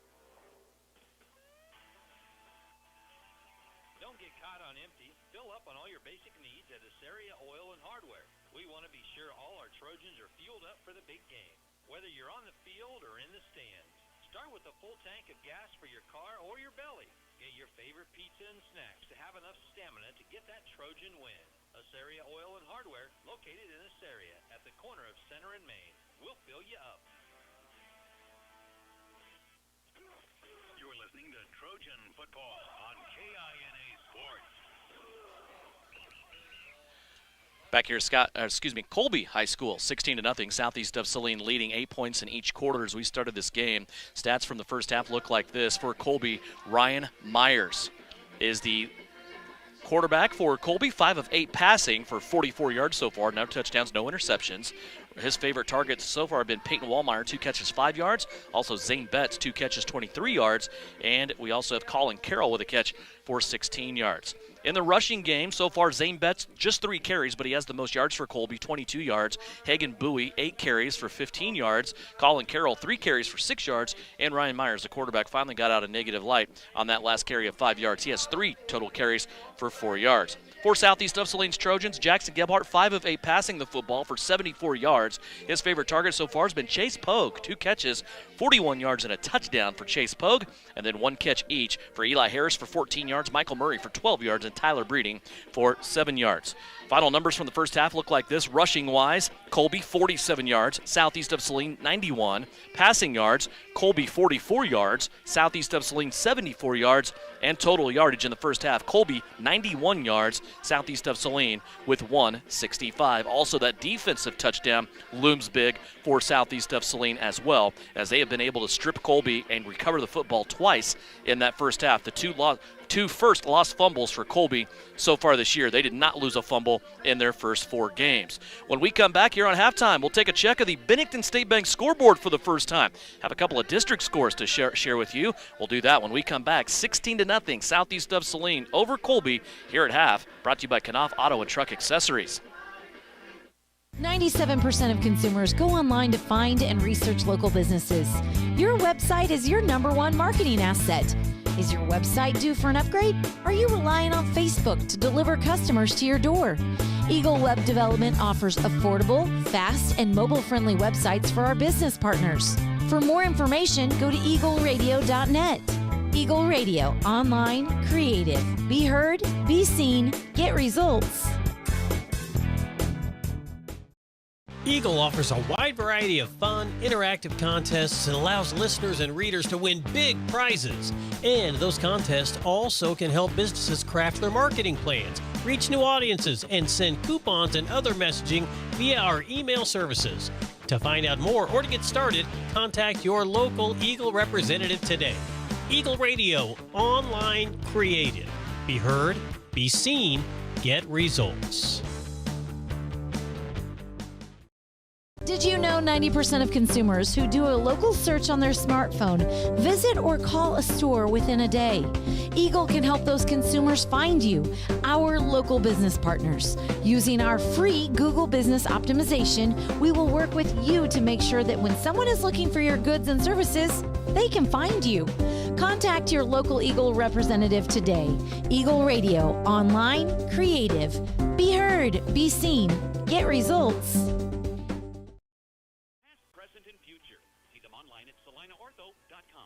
Life has changed. Our homes have been turned into daycare centers, schools, offices. As life settles into a new routine, let us help. Hi, it's Sarah and Addison with Mary Maids in Salina and Abilene. If you need help catching up on cleaning as your life starts to get back to normal, call us. We can clean your house top to bottom and even set you up for regular service. Find Mary Maids of Saline and Abilene on Facebook or marymaids.com. Mary Maids, your trusted hometown maid service since 1979. Mary Maids, relax. It's done. You are listening to Southeast Trojan Football on KINA Sports. Back here in Colby, 16-0, Southeast of Saline leading the Colby Eagles. And Tyler, it's always interesting, I think, when we get to this time of year, especially the first 2 weeks of district play, because everybody's looking to find their place among the 6 teams in your district to see who's going to get the leg up and who's going to advance their way into the playoffs. Mitch Gebhardt told us in pregame it's always so much easier getting that first game, no matter who you play, especially when you come out, you're 1-0, you have plus 21 points, which is the maximum in the state of Kansas. It really gives you momentum heading in through and gives you a little bit of space for error. So far, Southeast of Saline hasn't needed that here in this first portion of this game. Another shutout first half of football by Southeast of Saline. That continues on. Only one quarter they've been scored upon this year out of 18 quarters. Seems ludicrous to say that. They've done 16 straight quarters now without giving up any points. But when we look at the rest of the district, we're kind of waiting on everybody else to fall into place as well, aren't we? Well, and here's the thing. When you look at the other teams, obviously everybody plays different levels of competition through those first couple of games. But once you get into district play, you really start to see a lot of common opponents, and you start to see what these teams are made of. And here's the deal. I don't care what the records are. When you have teams like Goodland and Scott City bearing down on you, the difference between 6-0 and 5-1 is a big one, because you're going to have to play both of those teams, and you don't want to end up in a situation at the end of district play where you're even up with them. So, yeah, going to be good to see if Southeast can hang on to this. The defense is going to have to continue playing immaculately, and offensively, they got to get something going. I think we quote Mitch Gebhardt here a little bit when we say your new image audio keys to success in the second half. Just keep doing what Southeast does. Yeah, he's famous for saying that. Yep. Now as we check the Bennington State Bank scoreboard, we look at some of those teams in district play and see where they're at tonight. You want to talk about a comeback on the Bennington State Bank scoreboard? We got them in a hurry. Central up on Arc City 21-7. They might be able to get their first victory of the year. Things not going great for their crosstown rival South down to Mays at the half, 13-49. Mays looking to go 5-0. Sacred Heart might also get their first win of the season, up 22-7 on Ellenwood at the half. El Saline up on Sedgwick 13-6. Goodland and Smoky Valley. That was an interesting game in district play we were looking at. Yeah. It is knotted up at the end of the first quarter, 6-6. A low-scoring defensive battle between those two. Other district games going on. Scott City up 12-0 on Russell. I believe that also a first quarter score, so I'm sure we'll have an update on that later on. And looking at some league teams, Beloit trailing Phillipsburg 30-6 at the half. Minneapolis down to Hoisington by 1 point, 7-6. Hoisington leading in that one. Republic County up 26-6 on Riverside. Norton trailing Ellsworth 13-6.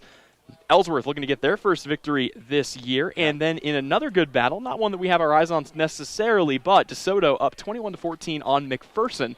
That game at halftime as well. Which, from what we understand, that's a game that was kind of last-minute COVID-related. DeSoto lost an opponent. McPherson lost an opponent. You get two teams now that don't ever play each other. McPherson, a 4A team. DeSoto coming out of 5A out of the Lawrence area.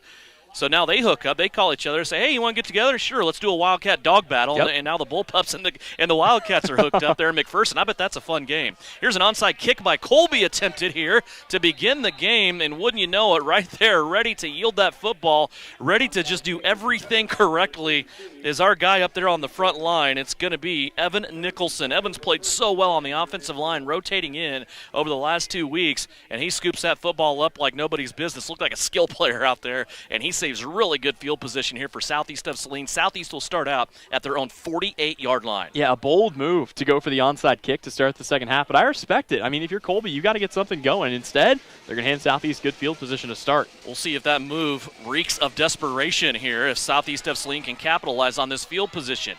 Bryant Banks rolling through, tumbles into the second level across the 50. He is into Colby territory, goes from 48 to 48. That is a gain of 4. Bryant Banks always looks really good, but he looks unstoppable when he's had some time to rest up. And I'll tell you what, he went into the locker room, he got himself some water, got himself a little bit of rest, and he comes back out and barrels his way for 5 yards. You don't want to have him get momentum, that's for sure. 220-pound tailback. He also has some wheels. Here's second down now after that 4-yard run. It's 2nd and 6. Here comes Banks again. Stretch play. He's into the second level. He's rolling over a safety. He went right over Myers as he goes to the 32-yard line on a gain of 16. Just talked about his power. There's the speed. And it's unfair. It really isn't fair to anyone else that Bryant Banks is both capable of running with such downhill speed, also lowering the shoulder to bowl through guys, and we've seen him make cuts to get around them. So he's really the total complete package as a running back. 2 Bryant Banks runs. Southeast already at the 31-yard line. Here's the fake to Banks. Now Jackson Gebhardt straight ahead, and he will be arrested at the 27-yard line after a gain of 4. Well, this is what I asked Gebhardt about going into the half. I said, what do you need to be doing better on offense? And he said, we need to keep doing what we're doing, but better. That's what they're doing right here. He also said something, too. He said, we can run the football better, just a couple of adjustments, and I was curious about that. Well, we've seen it so far. Here is Bryant Banks and Gebhardt barking out the signals. Colby moving up front, jumping across the line of scrimmage. They're going to turn this 2nd and 7 into a 2nd and 2 for Southeast of Saline. You know, in addition to this being the best team that Southeast of Saline has faced, this is also the most experienced team that Southeast of Saline has played in terms of the seniors on both sides of the ball for Colby. And we've really seen it. I mean, they've looked a lot more buttoned up than previous opponents of Southeast, a lot fewer silly mistakes. That Minneapolis team intrigues me, and I'll follow up on that thought here. Here's 2nd down and 3. Here's Gebhardt rolling to the left-hand side, tucks that football. Now he's going to be spun around and really, really close to the first down sticks. The reason I say Minneapolis, they came in first game of the season. They had 20 seniors and juniors on that team, and we look at what Minneapolis has done. They started 0-2, losing to Southeast of Saline and also Riley County, but since then they have notched 2 wins in a row, and right now hanging 1 point behind at halftime with a very good Florida Hoisington Cardinal team. Yep, absolutely. They're keeping that very close. We'll have more updates to come on that game. 2-yard gain by Jackson Gebhardt. Just shy of the first down sticks will bring up a 3rd down and 1. Ball at the 22-yard line. Gebhardt fakes it to Banks again, picks a hole on the right-hand side. He's in the second level. Look out. Gebhardt breaks another tackle to 10. He's going to waltz it in from the 5. Jackson Gebhardt, his first rushing touchdown of the night as he takes it in. Started going right up the middle, trying to get the first down. He got more than that. He got his 7th touchdown of the season on the ground. And he made that look so easy. Once he's got the momentum, he was able to split guys. There was a lot of good blocking going on downfield, but yeah, I mean, Gebhardt, that's just something special there. He gets in the open field. He is going to be tough to bring down. And now Southeast of Saline striking on their first possession of the second half. Swinging gate coming up after another 6-point drive. Actually, this is more of a traditional formation. Gebhardt has it. Fakes it to Banks. Fakes a pitch. Rolls out left-hand side. Eli Harris dropped a dime right between the 2 and the 6. Jackson Gebhardt made it look easy. 3 touchdowns, 3 2-point conversions, 24-0. Southeast of Saline. 10:29 left to go here in the third quarter. You're listening to Trojan Football, and it's brought to you by Saline Septic Service right here on KINA.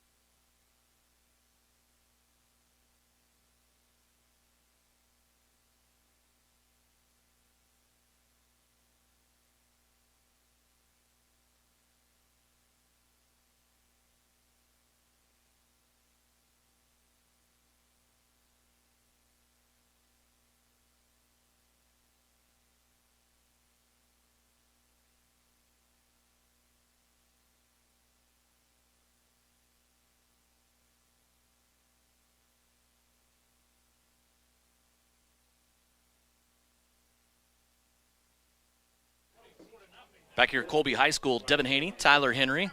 An onside kick to start the second half by Colby. Ends up in a touchdown for Southeast of Saline as they recovered that onside kick. 22 yards, Jackson Gebhardt on the run. 2-point conversion, Gebhardt to Harris on the pass. And Southeast of Saline, Tyler now up 24-0. And how about this? They knew we were a little late coming back from break, so a penalty to reset us, and we'll have coverage of the kickoff here on KINA. Unfortunately, the penalty goes against Southeast of Saline. They're going to get caught with an offsides on the kickoff attempt, so that will put the ball at the 35-yard line in Trojan territory. So the kickoff from June Golden will come from the 35-yard line as Colby's offense now forced in a hole. And we talked about it all season long. The Southeast of Saline team, they get an early lead, and then it's just like ears pinned back, here comes the defense. And that's what they have now. They have even more margin for error on defense with a 3-touchdown lead. This kick rolls around. Colby's finally going to pick it up back at about the 15-yard line. They're going to make it to the 20, and then no more after that. Tackle on the play by Clayton Meyer. Also in there is Tyler Breeding, and in there once again for Southeast of Saline, there's Evan Nicholson. We've called his name tonight. I mean, it's just happened. It's been that way week after week. We call his name more and more and more. He just keeps doing so many good things for this team. Well, and that's how this team works. If you continue to show good things, you're going to continue to get opportunities, and Evan Nicholson making the most of the ones he's gotten.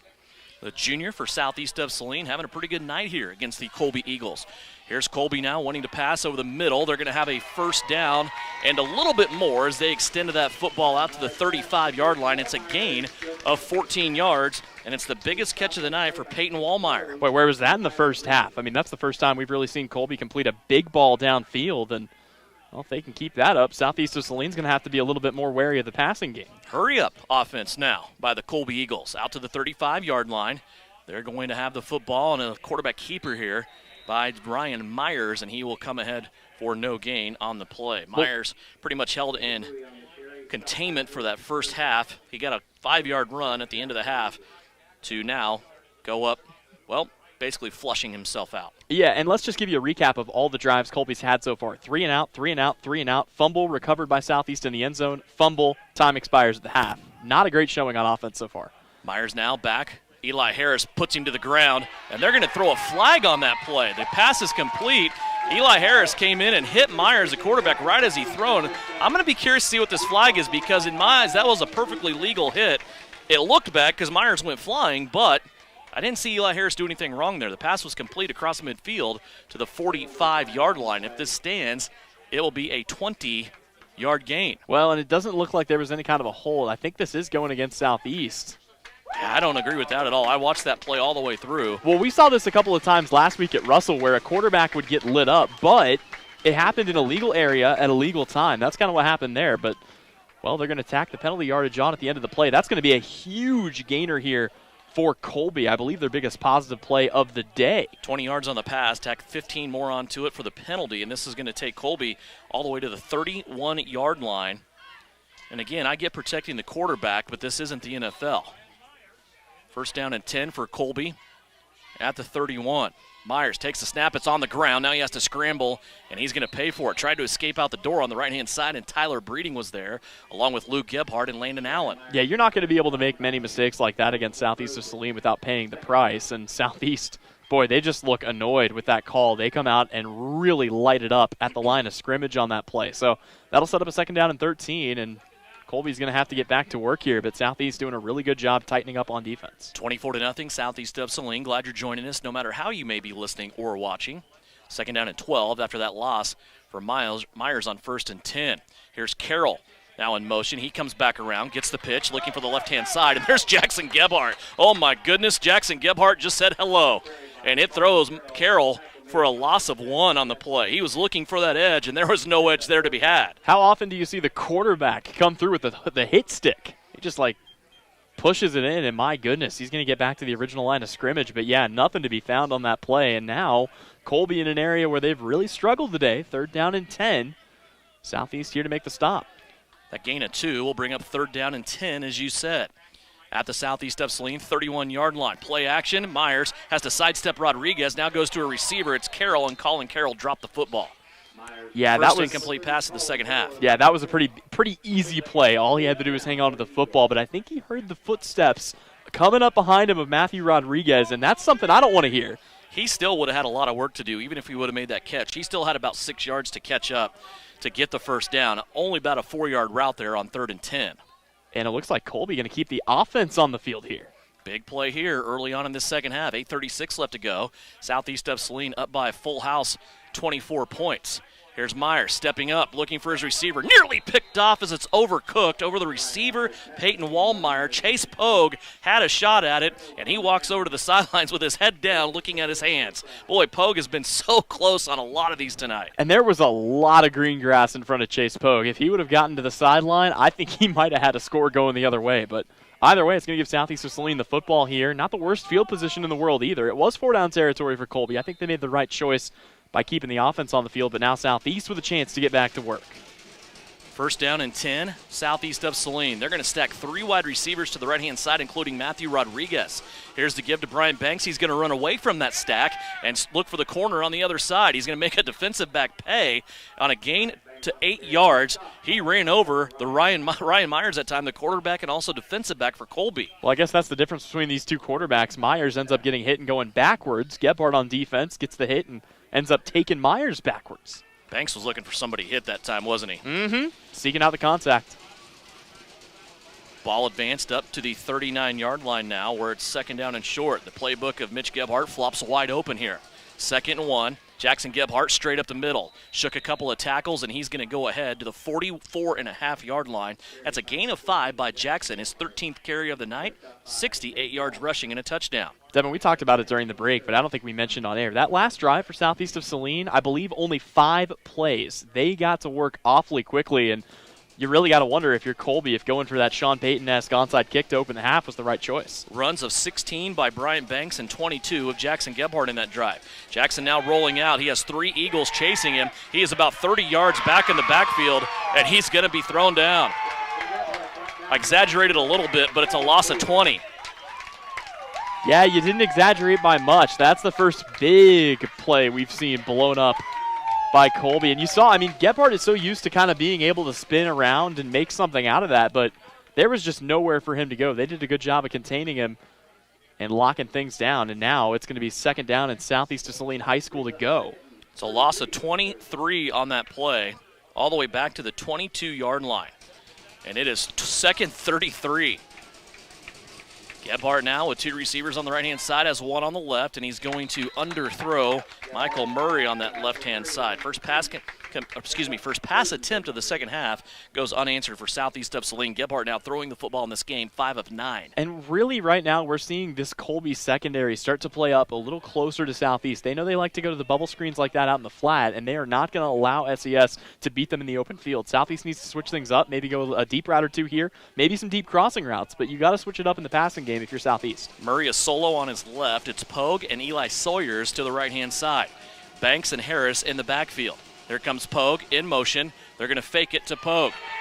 Gebhardt looking for somewhere to go, and he's going to be thrown back deep again at about the 5-yard line.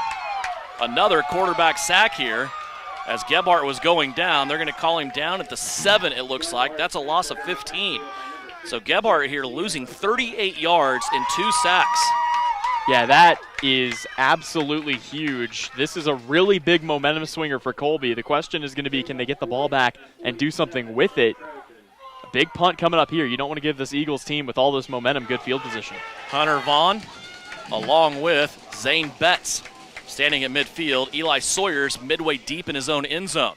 Here's Sawyers, Eli Harris.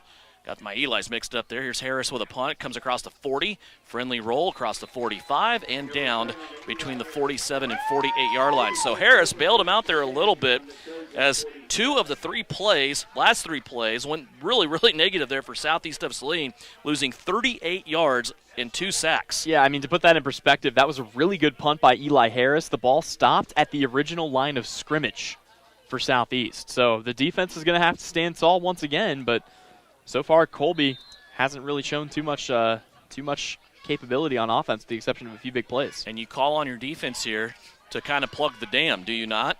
You have to.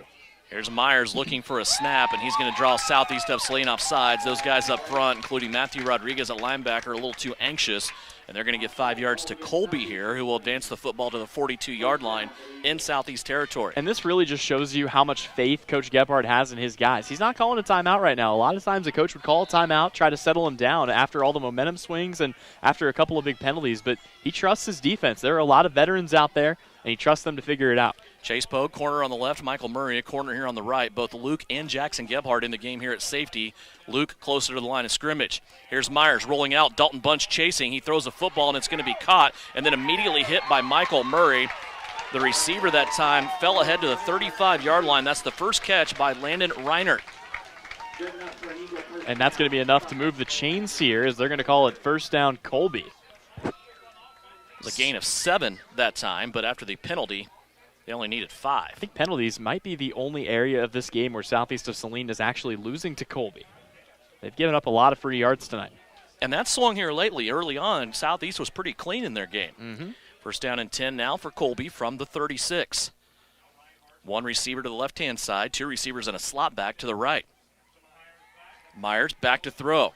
Here comes Adams. Dawson Adams bearing down on him, and up with the quarterback sack that time for Southeast of Saline is Mr. Tyler Breeding. Breeding will escort Myers out of bounds at the 39. That'll be a loss of 3. And that's a smart play by Tyler Breeding. He checks back to make sure that the corner picks up the guy that ran by him, and then he just goes after the quarterback. He knows all he has to do is contain him to the outside, and he ends up dropping him for a loss here. First quarterback sack of the year by Tyler Breeding. He did come into this game at tackle for the loss, second on the team in total tackles, but that's his first sack so far here in 2020. It'll drive Colby back to the 39-yard line where it's second down and 13. In motion, here comes another running back, but they're going to run it right up the middle with a quarterback keeper. Myers has some space, and he's off to the races. Myers has 2 Trojans to beat, and Luke Gebhardt's going to run him down along with help from Tyler Breeding that time. Myers, though, all the way down inside of the 10-yard line. They're going to spot him out, it looks like, really close to the 5.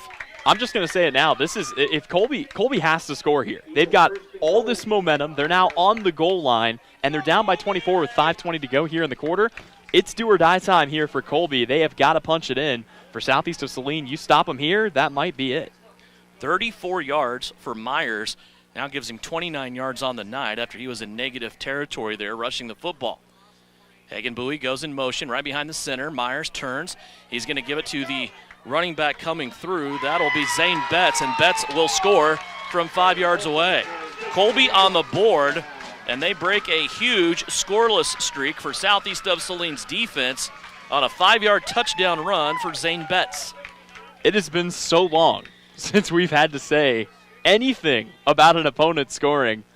There's no shame in that. I mean, the Southeast of Saline defense, what they were able to accomplish up to that point, just unheard of at any level of high school football. Colby forced to go for 2 here after the trends that Southeast of Saline has put out. They usually kick the extra point. They're 0 for 3 on 2-point conversions this year.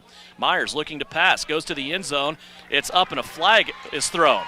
Tyler Breeding went vertical that time with Peyton Wallmeyer, both of them reaching for the football, and down back in the backfield is Ryan Myers. And I don't know if this has something to do with Myers or if this is something downfield. Either way, I don't know, man. That looked pretty clean to me on both counts. We'll see what the official call is. Oh, it wasn't pass interference. I guarantee that. That's what they're calling, but it wasn't. Myers back down. There's 2 flags on this play. Really, in the grand scheme of things, it's a 2-point conversion, so it's not really going to hurt Southeast here as far as giving up 15, 20 yards, whatever it may be if they pile 2 penalties on top of each other, but yeah, boy, Tyler Breeding went vertical that time with the big 6'2" tight end, and both of them had their hands up reaching for the football. Neither one of them made contact with the other, and I really hate that where it's so sensitive with pass interference, but I think that's what we're going to have here in the end zone, and then the flag in the backfield. We'll see what they call on that as well. Yeah, and again, like you said, it is ultimately pretty inconsequential. They'll having a word right now. This is a really long conference, and again, my concern is that this is going to be a call on the hit on the quarterback. I don't see any – there was nothing malicious about that hit. I mean, it was a hard hit, but it was a football hit. Right. That's what Southeast does. They play physical. And they are taking a really long time to talk this over. Now an official is going to go over and have a word with Coach Gebhardt. And we'll judge based on his reaction here. Still 24-6 on the scoreboard. Looks like all the momentum, though, here lately has been with the Colby Eagles. If they were able to get a couple of big sacks against Southeast of Saline and then get the football back, drive down and get their first touchdown of the night. These two teams 4-0, looking to remain unblemished. The official now having conversations with both coaches.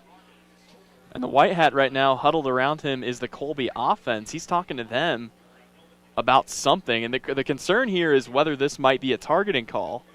Again, that's not what we saw, but you definitely don't want, if you're Southeast of Saline, to risk anybody getting disqualified from this game. So here comes the white hat.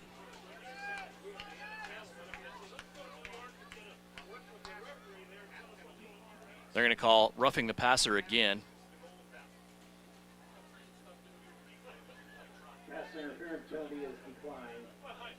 And then unsportsmanlike conduct penalty on Southeast of Saline. So 3 penalties against Southeast of Saline. 1 gets declined, 1 gets accepted, and I believe 1 can be assessed on the kickoff, maybe. I believe so. So with 5 minutes to go, a second chance here on the 2-point conversion for Colby. A lot of work for 2 yards up the field. So in there, a backup quarterback right now for Colby. They're going to hand it off to Hagen Bowie, and he's going to score. That's their first 2-point conversion of the season as Tyler Voss in there at quarterback hands it off, and Colby gets 8 points back. So a 5-yard Zane Betts run for the Colby Eagles has drawn this game back to 16 points. 4:59 left to go third quarter. 24-8 is our score. Southeast of Saline leads it by 2 touchdowns here on KINA.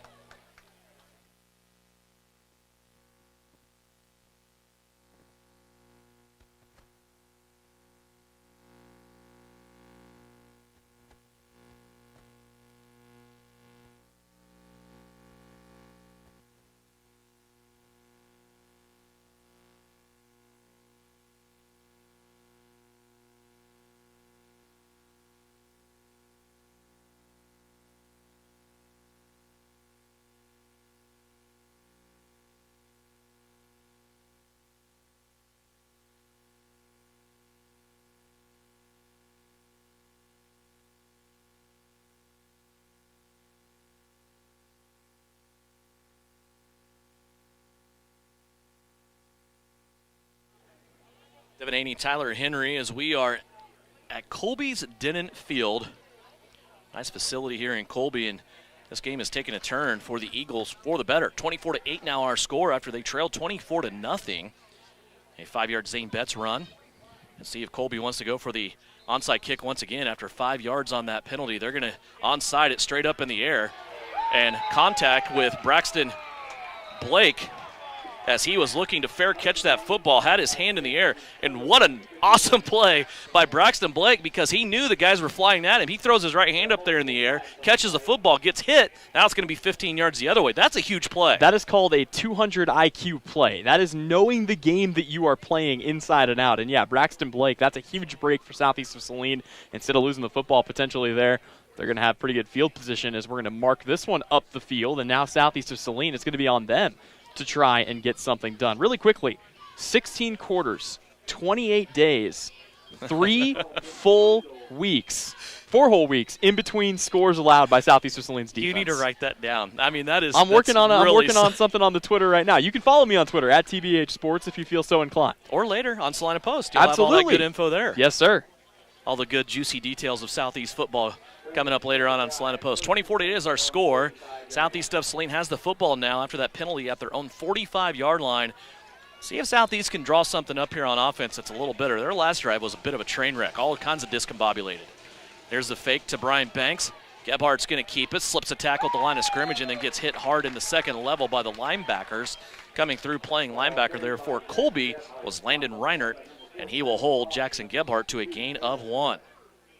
Yep, and again, this is a big drive for Southeast of Saline. Some momentum going Colby's way. They're feeling good about themselves on the offensive side. You need to come back and respond in kind here. And taking about 5 minutes off this clock wouldn't hurt either. You get into the fourth quarter with a 2-touchdown lead, you like your chances. Here's Gebhardt, little pump fake, wants it all, wants to go deep, has Michael Murray, and it goes off the hands or just to the outside. I couldn't see because of the light over there for Michael Murray, and it's incomplete. But again, we've talked about it, Tyler, a little fake there, the bubble screen, and then sending somebody deep. Michael Murray had his guy beat that time. In the first half, Tyler Breeding had a man beat. Those, I think, are going to be that's really the only difference in this team to me between being a team that's going to make a state title run and a team that can win a state title. You got to catch those big plays down the field, and that's really the only thing missing from the Southeast of Saline offense. Colby's defense scrambling around here. Everybody trying to get set as Jackson Gebhardt calling for the snap on a 3rd and 9. Jackson rolling to the left-hand side. Hagen Bowie chasing him. Gebhardt with a little pump fake, freezes the defender, gets it to Eli Harris across the 50 to the 48, and now a flag will fly. A little bit of a late hit, it looked like, over there on the far side. We'll see what the official says and interprets that flag. Southeast, after the play, short of the first down. They did pick up about 6 yards, maybe 7 on that play. Yeah, I was having kind of a hard time seeing if he was already out of bounds, because if he wasn't, I think that's a clean tackle on Colby's side. But we'll have to see what the White Hat calls here, as this could really be a killer for the Eagles, who have, again, they got a lot of momentum going their way. The one way you can guarantee yourself you kill that is with penalties. This officiating crew's been busy here in the second half. Mm-hmm. As I said, Harris took that across the 50. He was still about 3 yards shy of the first down, picked up 6 yards. And will bring up 4th down for Southeast of Saline unless this penalty gives them a little boost here. They're going to say ineligible receiver downfield. I don't know who the ineligible receiver would have been. I mean, obviously when a play happens like that, and that's a bigger penalty than I thought, Devin. It's going to be 10 yards. All right. So once again, Southeast faced with a 3rd and long. We've been here before. 3rd and 23. Back to the 32-yard line. 3 receivers to the right-hand side for Gebhardt. Banks came out of his stance early. He was trying to work his way to get either a block or through that line of scrimmage. He didn't do either. And Gebhardt goes down on another quarterback sack back at the 32. A loss of 2 on that play. Now 4th down and a mile coming up. And once again, they're going to have to bring the punting unit on and just try to pin Colby deep. Now, I think the biggest supporter for Southeast of Saline, in addition to the defense, might be the clock. They still have a 16-point lead as we approach the 4th quarter, but they're going to have to score one more time to feel good about winning this game. Zane Betts, Hunter Vaughn back deep. Eli Harris. A little bit of heat on him. He uncorks this one. It's going to bounce at the 30 and then bounce into the hands of Betts, who wants to string it out to the right-hand side, but he will go nowhere. Is out there arresting him on the play for no return is Michael Murray. Good job there by the sophomore, Michael Murray, keeping that return to nothing. And now Colby's offense comes back out on the field with all that momentum, trailing 24-8. Southeast of Saline's defense being summoned once again. And again, this is the first time. Think about it for what it's like for them down there. This is the first time in 4 weeks that they've allowed points. The question now is going to be, how do they respond? Does it get in their head at all, or are they going to come out and just continue to play good, hard, physical football? If I know Coach Potachik's group, it's going to be the latter. Colby will start from their own 29-yard line. 3:28 left to go here, 3rd quarter, 24-8. Southeast of Saline leading by 16. Here's the snap.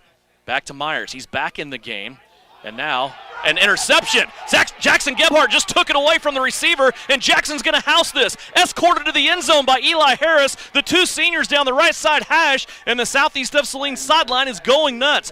That was a game of who wants the football more. It was either the receiver, Peyton Wallmeyer, or Jackson Gebhardt, and the senior defensive back comes away with his 2nd interception of the year. He was not going to be denied there. There was no way. As soon as it became a 50-50 play, he ripped it away. Good blocking for him the rest of the way. And I'll tell you what, you want to kill some momentum? Southeast of Saline just knocked the wind out of this place. This crowd completely silenced. Not only did Jackson Gebhardt win the fight for that football, he also broke a tackle right at the point of attack. Eli Harris didn't have to do much. He just made sure his buddy got into the end zone as he ran alongside of him. Now Southeast of Saline will go for 2. They have extended their lead to 30-8. Here's Gebhardt turning. Fakes it to Banks, now passing to the end zone. Has a wide open receiver, and it's Tyler Breeding for a 2-point conversion. 32-8. Southeast of Saline just slams the brakes on Colby's momentum with 3:18 left to go here in the 3rd. Trojans extend their lead back out in front by 24 points, 32-8. And it's all brought to you by Saline Septic Service on KINA.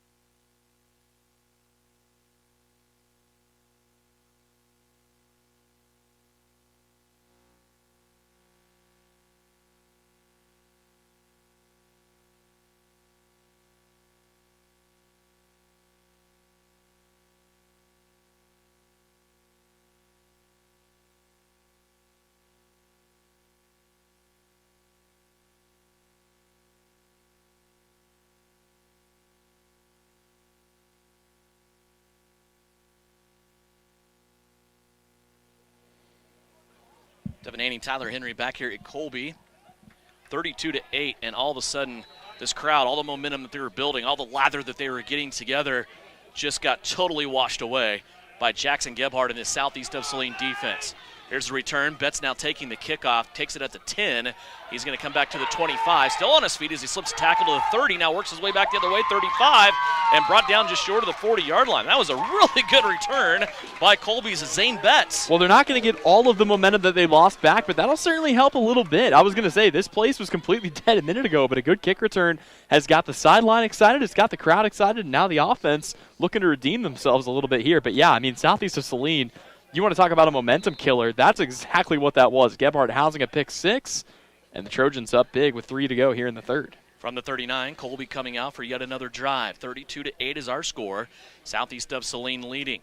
Here's the snap back to Myers. He's going to give it to Bowie, and he's hit immediately. Boy, he got that handoff and had Matthew Rodriguez down around his ankles, and then Dalton Bunch finished him off for a loss of 3 yards. Again, that Southeast front 3, they're so good about not just eating up blocks, but being purposeful about what they're doing up there. They can pretty much get one guy through that line on any given play. And you're seeing it right now as they've got Colby backed up. 2:40 left to go here in the third. This has been a crazy third quarter, hasn't it? Here's Betts coming in motion. Fake of the handoff. Sterling Hart bearing down on Myers, and Myers puts this one over the head of the receiver. They're going to call interference or holding here on Michael Murray, but that ball wasn't even catchable. 2 flags on the play right in front of us. They were hand fighting at about the 35-yard line. The football bounced at the 24. And that's the thing. That's the one part that sometimes people forget about when it comes to pass interference. The pass has to be catchable. That one was not. And we'll see if that discussion even happens here as the officials come together. No, they're just going to call pass interference straight up on Southeast of Saline. And Devin, correct me if I'm wrong. I believe is that a spot foul in high school? Or is that 15? 15. Okay. Well, that's fortunate for Southeast, because if that was a spot foul. Well, they called holding, didn't they? Oh, no, they called pass interference. Well, it might be. It only netted. I mean, ultimately not going to be a huge gainer here for Colby as the nose of the football is sitting at the 50-yard line, but it netted 21 yards, so it's not a spot foul over 15. I know that. It might be under 15. I'll have to check into that. That's a good question. Here's an option play. Myers pulls it out, and he's going to have 9 yards to the 41-yard line. And I'll tell you what, those 2 defensive touchdowns are the difference right now between this game being a lot closer and being what it is right now. Because Southeast of Saline, if you're only up 16-8 right now, that's not a comfortable margin. Those 2 touchdowns on the defense really helping them out. From the 42. Here's Colby.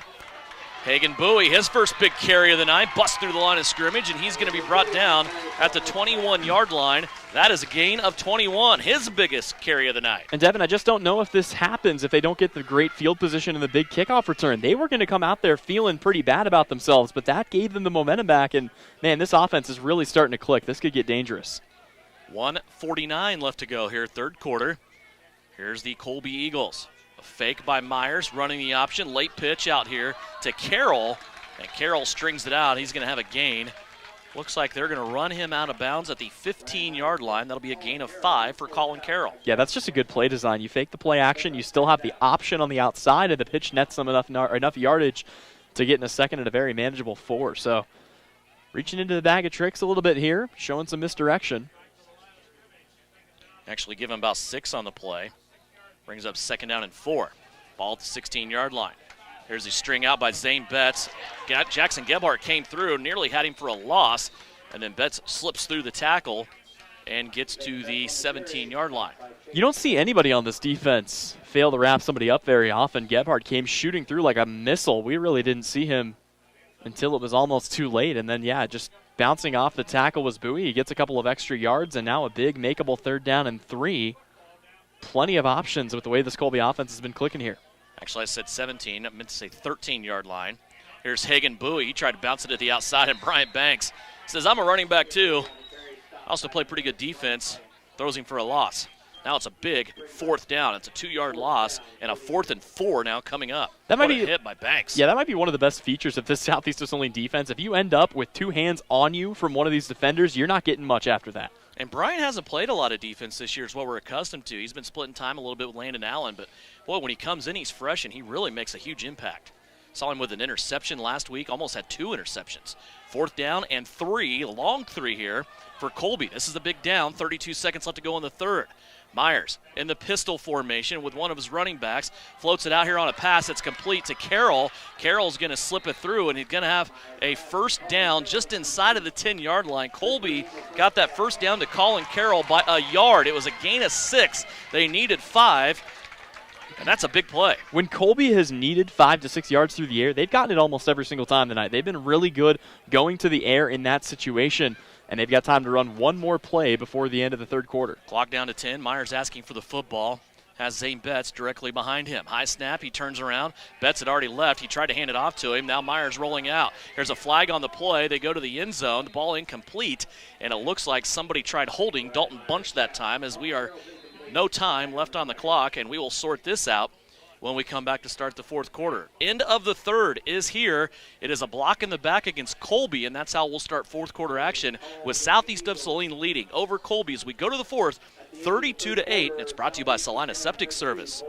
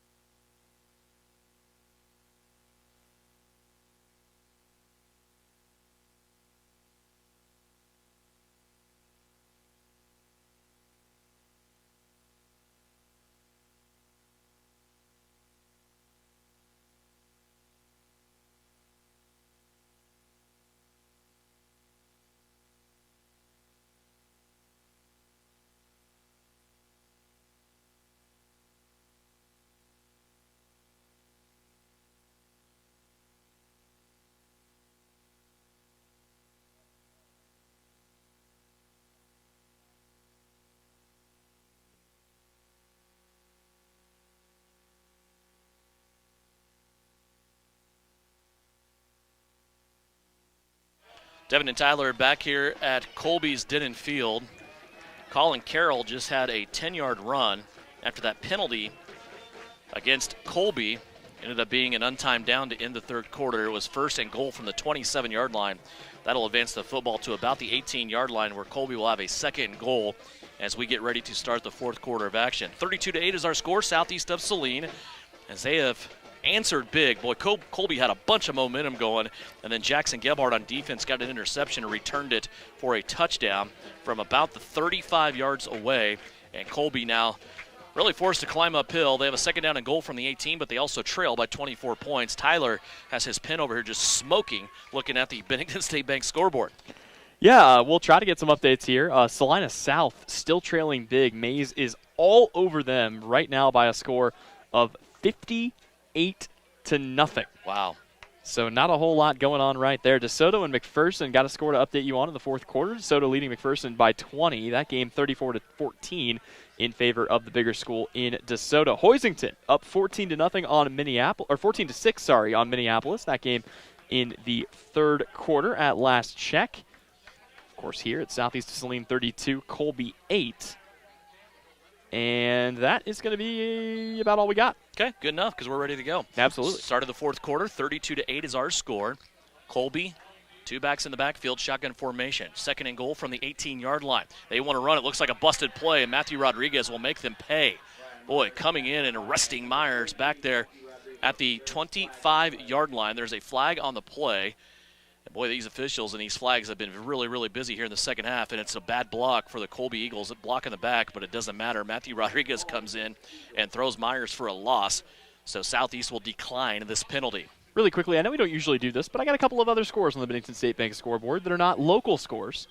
Padres up 3-0 on the Cardinals. If you're interested in the MLB playoffs, they've got the bases loaded in the bottom of the 7th. And in the NBA Finals, the Heat trailing the Lakers 45-52. That game heading into halftime. It's weird to talk about the NBA Finals this time of year. Yeah, not usually going on at the same time as October baseball. Got baseball, NBA, NFL, all kinds of stuff going Absolutely. on. I love it. It's a sports equinox. Yeah. Colby's going to take a timeout here as they are forcing a 3rd and goal from the 22-yard line after that 4-yard loss. Matthew Rodriguez storming through that time. And this is a big, big hole for the Colby Eagles with 11:49 left to go here in the 3rd quarter. I know this second half isn't going anywhere near what we thought it would, but the ability for Southeast of Saline to come out when things have just been a disaster in that 3rd quarter on offense, to capitalize on defense and squash all the momentum that Colby had, all the crowd noise with one single play, right now is huge in this game. Honestly, if I'm making a prediction for the rest of this 4th quarter, I think Colby's going to find a way to get it into the end zone again. Their offense is just clicking, but I think the difference in this game is going to be those 2 touchdowns that Southeast of Saline was able to get on defense. Both times, it's their 1st and 2nd defensive touchdown of the year. It's just they put themselves in a really good position to win here because of that. They're up 3 scores, and even if Colby is able to punch it in 3 times, they got to hit all 3 of their 2-point conversions. I just don't know if that's going to happen in 12 minutes of football. Talked about these 2 teams being the top 2 scoring defenses. Usually you talk about the number of points they give up. Tonight, Southeast of Saline actually scored on defense, so they took that term literally. Yes, they did. Here's a flag as Colby tries to start 3rd and goal from the 22. This will go against the Eagles as well. It'll back them up to the 27-yard line, where it remains 3rd and goal. Matthew Rodriguez with a big strip that Southeast of Saline recovered in the end zone, and that interception by Jackson Gebhardt that he housed in that 3rd quarter. Right now, huge, huge plays. From the 27, 3rd and goal. Myers back to pass, wants to go over the middle, has a receiver. It's Zane Betts, and Betts got around Tyler Breeding, but then met Matthew Rodriguez, and he is brought down at the 15-yard line. That's a gain of 12. And again, I mean, just Southeast doing a good job on defense containing. That's going to bring up 4th down and goal. They knew that they didn't have to worry about anything too deep, and now you're going to have to take a shot at the end zone here, or you risk turning it over on downs if you're Colby. 4th and goal from the 16. Myers with 2 backs in the backfield. Also a slot back and receiver to the left. They fake the pitch out. Myers now curls, rolling out to his right-hand side. Wants to tuck it and try for it on his own, and he is going to be smashed from behind by Matthew Rodriguez, and Matthew will have his team take over on downs as Myers made it to about the 7-yard line, but then no more than that. And at this point, you got to be feeling awfully good if you're Southeast of Saline, sending the offense back out there. And you know, I would never use a term like park the bus, but at this point for Southeast, it's going to be about killing some clock, trying to put together one more good, long, productive drive as the offense comes out, and Colby will try to stop this on defense. Jackson Gebhardt back out there right now. He's got Banks lined up in his hip pocket. Takes the snap out of the shotgun. Hand off to Banks, left side. Banks looking for room up the middle, and he'll barrel his way up for a gain of about 7. Southeast of Saline, a good start to the drive here, as they're going to be faced with 2nd down and 5, actually. Mark him a little bit short of where I thought he was. I know there's a lot of time left in this game, Tyler, but I think right now what Southeast of Saline has done is set themselves up for a heavy, heavy dose of Bryant Banks. Oh, absolutely. 2nd down and 5 from the 13 after that 5-yard gain on 1st down by Banks. Gebhardt, a long snap count, turns, gives it to Banks again. He stutter steps, jumps to the outside. He's going to have the 1st down as he's brought down at the 20-yard line. That's a gain of 7. Move the chains for Southeast of Saline. And again, that's just a vintage Bryant Banks run. He gets a burst of speed to the left side. He makes one cut to make a defender miss, and then he barrels over a couple of defenders to pick up a few extra yards at the tail end of it. It's just unfair for one guy to possess all 3 of those skill sets physically. 10:22 left to go. Southeast of Saline from that hurry-up type of offense, now throttling it back a little bit. Long stairs over to the sideline, letting that clock run down a little bit here as we are in clock mode, if you will. 32-8, Southeast of Saline with the lead and the football. 1st down and 10 from the 20. Here's the give to Banks. Starts out in the middle, now bounces out to the right-hand side, takes on a couple of linebackers. There's a flag down on the play as Bryant made it to the 25-yard line or just close to it. It's the first time I think we've seen Bryant Banks lower the shoulder and actually get pushed back as him and the defender kind of bounced off each other. We'll see what this flag is for. It's going to be a hold against Southeast of Saline, so that'll back them up, and they'll lose some of that positive yardage they gained, although I believe it'll still be first down.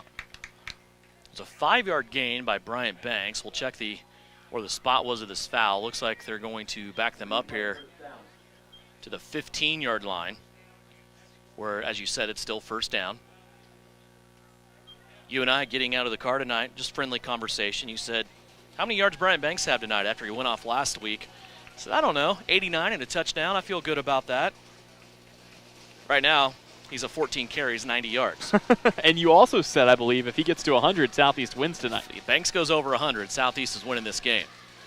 Here is Jackson Gebhardt this time, puts it in the belly of Bryant Banks. Now Gebhardt gets into the second level, and he nearly picks up the first down. A really good tackle right at the sticks to keep Gebhardt a yard shy of that first down as he gets 14 yards on that play. And again, just textbook play there. Southeast Gebhardt really does a good job knowing when to pull it, knowing when to let it go, and that time he collects himself and right back to a much more manageable second down and 1. Second just inches here from the 29-yard line for Southeast of Saline. That clock starting to disappear now. Under 9 minutes we go. 32-8, Trojans. Chance here to make a statement. Gebhardt turns, gives it to Banks. First down and more. He gets tripped up just short of the 35-yard line to the 34. I know that it may or may not ultimately end up mattering at the end of this just because Southeast of Saline is up by as many points as they are, but Colby's only got, I believe, 2 more timeouts left to use in the half. They're not going to be able to really stop it, and with Southeast of Saline, once they start wearing you down like this with that Banks and Gebhardt tandem on the ground, it's just tough to get any momentum. Banks goes off a little gimpy this time, limping. That'll bring Eli Sawyers into the game. Matthew Rodriguez now will slide over to the tailback spot. He'll hang out just to the left of Jackson Gebhardt behind Eli Harris. So strong formation to the left. Gebhardt fakes it to Chase Pogue on the end around. Now Gebhardt gets through. He's banging around on linebackers, and another first down for Southeast of Saline as Jackson Gebhardt gets an 11-yard carry to the 44. Yep, and now Southeast of Saline starting to really find it again on offense. This defense has spent a lot of time on the field for Colby, and that wear and tear is starting to show up here down the stretch. Southeast, we know them as kind of this spread it out shotgun team, all this, kind of motion and everything. But boy, when they want to be a power running football team, they are certainly capable of doing that. Matthew Rodriguez this time directly behind Jackson Gebhardt. It's first down and 10 at their own 44-yard line. Under 8 minutes left to go. Gebhardt turns, gives it to Rodriguez. Matthew picking his way through, just stiff arms a linebacker out of his way, and then gets ahead for a 5-yard gain. That may be one of the most contacted runs and most entertaining runs you're going to see on a 5-yard carry from Matthew Rodriguez, nose of the football, now at the 50. It's like he gains power with every guy that touches him. It's like he wants that contact. And again, Coach Gebhardt said sometimes he just needs to run around guys instead of trying to go through them. But man, once he gets his eyes upfield, he starts scanning for targets, and they're not to avoid, they're to hit. Second down and a long 4.5, we'll call it here. Bryant Banks back in. That's good to see. 2 receivers to the right-hand side for Southeast of Saline. Here comes Chase Pogue in motion, and a flag is going to fly here as somebody jumped on the other side for Southeast of Saline. Couldn't see who that was. That'll back him up now, second down and 9, back to the 45. Yep, and again, 2 steps forward, 1 step back right now for Southeast of Saline. This is going to be the thing that Gebhardt wants to tighten up. It's the penalties. But during all of this, the clock continues to roll. It certainly does, and that's the only thing that matters. Plus, they've got the capability to keep moving. Devin, I don't think I would say this about any previous team in Southeast history that I've seen, at least, but with Bryant Banks and with all of these other guys you have on the line, if this team wanted to run the wishbone, they could. Oh, absolutely, and you see them do it from time to time. You see Gebhardt out there with Banks as a pitch man. There's a delay to Banks, and he's going to put his head down and roll over Myers, who came in to make the tackle. That's going to be a gain of 4 yards for Bryant Banks. And again, time just continuing to tick down. 6:45 left to go here, and Southeast going to be in no hurry in between plays. Even if they end up having to turn it over here, it's going to be on a punt that's going to pin them pretty deep in their own territory. We've seen a couple of times already the capability for the Southeast to do that. With Eli Harris. Perfect tonight on 2-point conversions, too. Don't forget about that. That's been huge. Yes. Banks in the backfield. Fake by Gebhardt. He's rolling out now and puts it a little shovel pass out to Eli Harris, and that'll be incomplete. Bring up 4th down and 7. Yeah, good intention there on that play. Well blocked out front. But ultimately just coming up a little short here, and that will stop the clock with 6:16 left to go. And here comes Eli Harris. Looked like Jackson Gebhardt was in trouble that time. May have gotten sacked again, but Eli Jackson picked up a big block from one of the defenders. Looked like Hagen Bowie chasing him down for Colby. Jackson stood back and got a chip on that block, was able to protect his quarterback to at least get the pass off. Gebhardt in this half, 0 of 3 throwing the football after going 5 of 8 in the first half.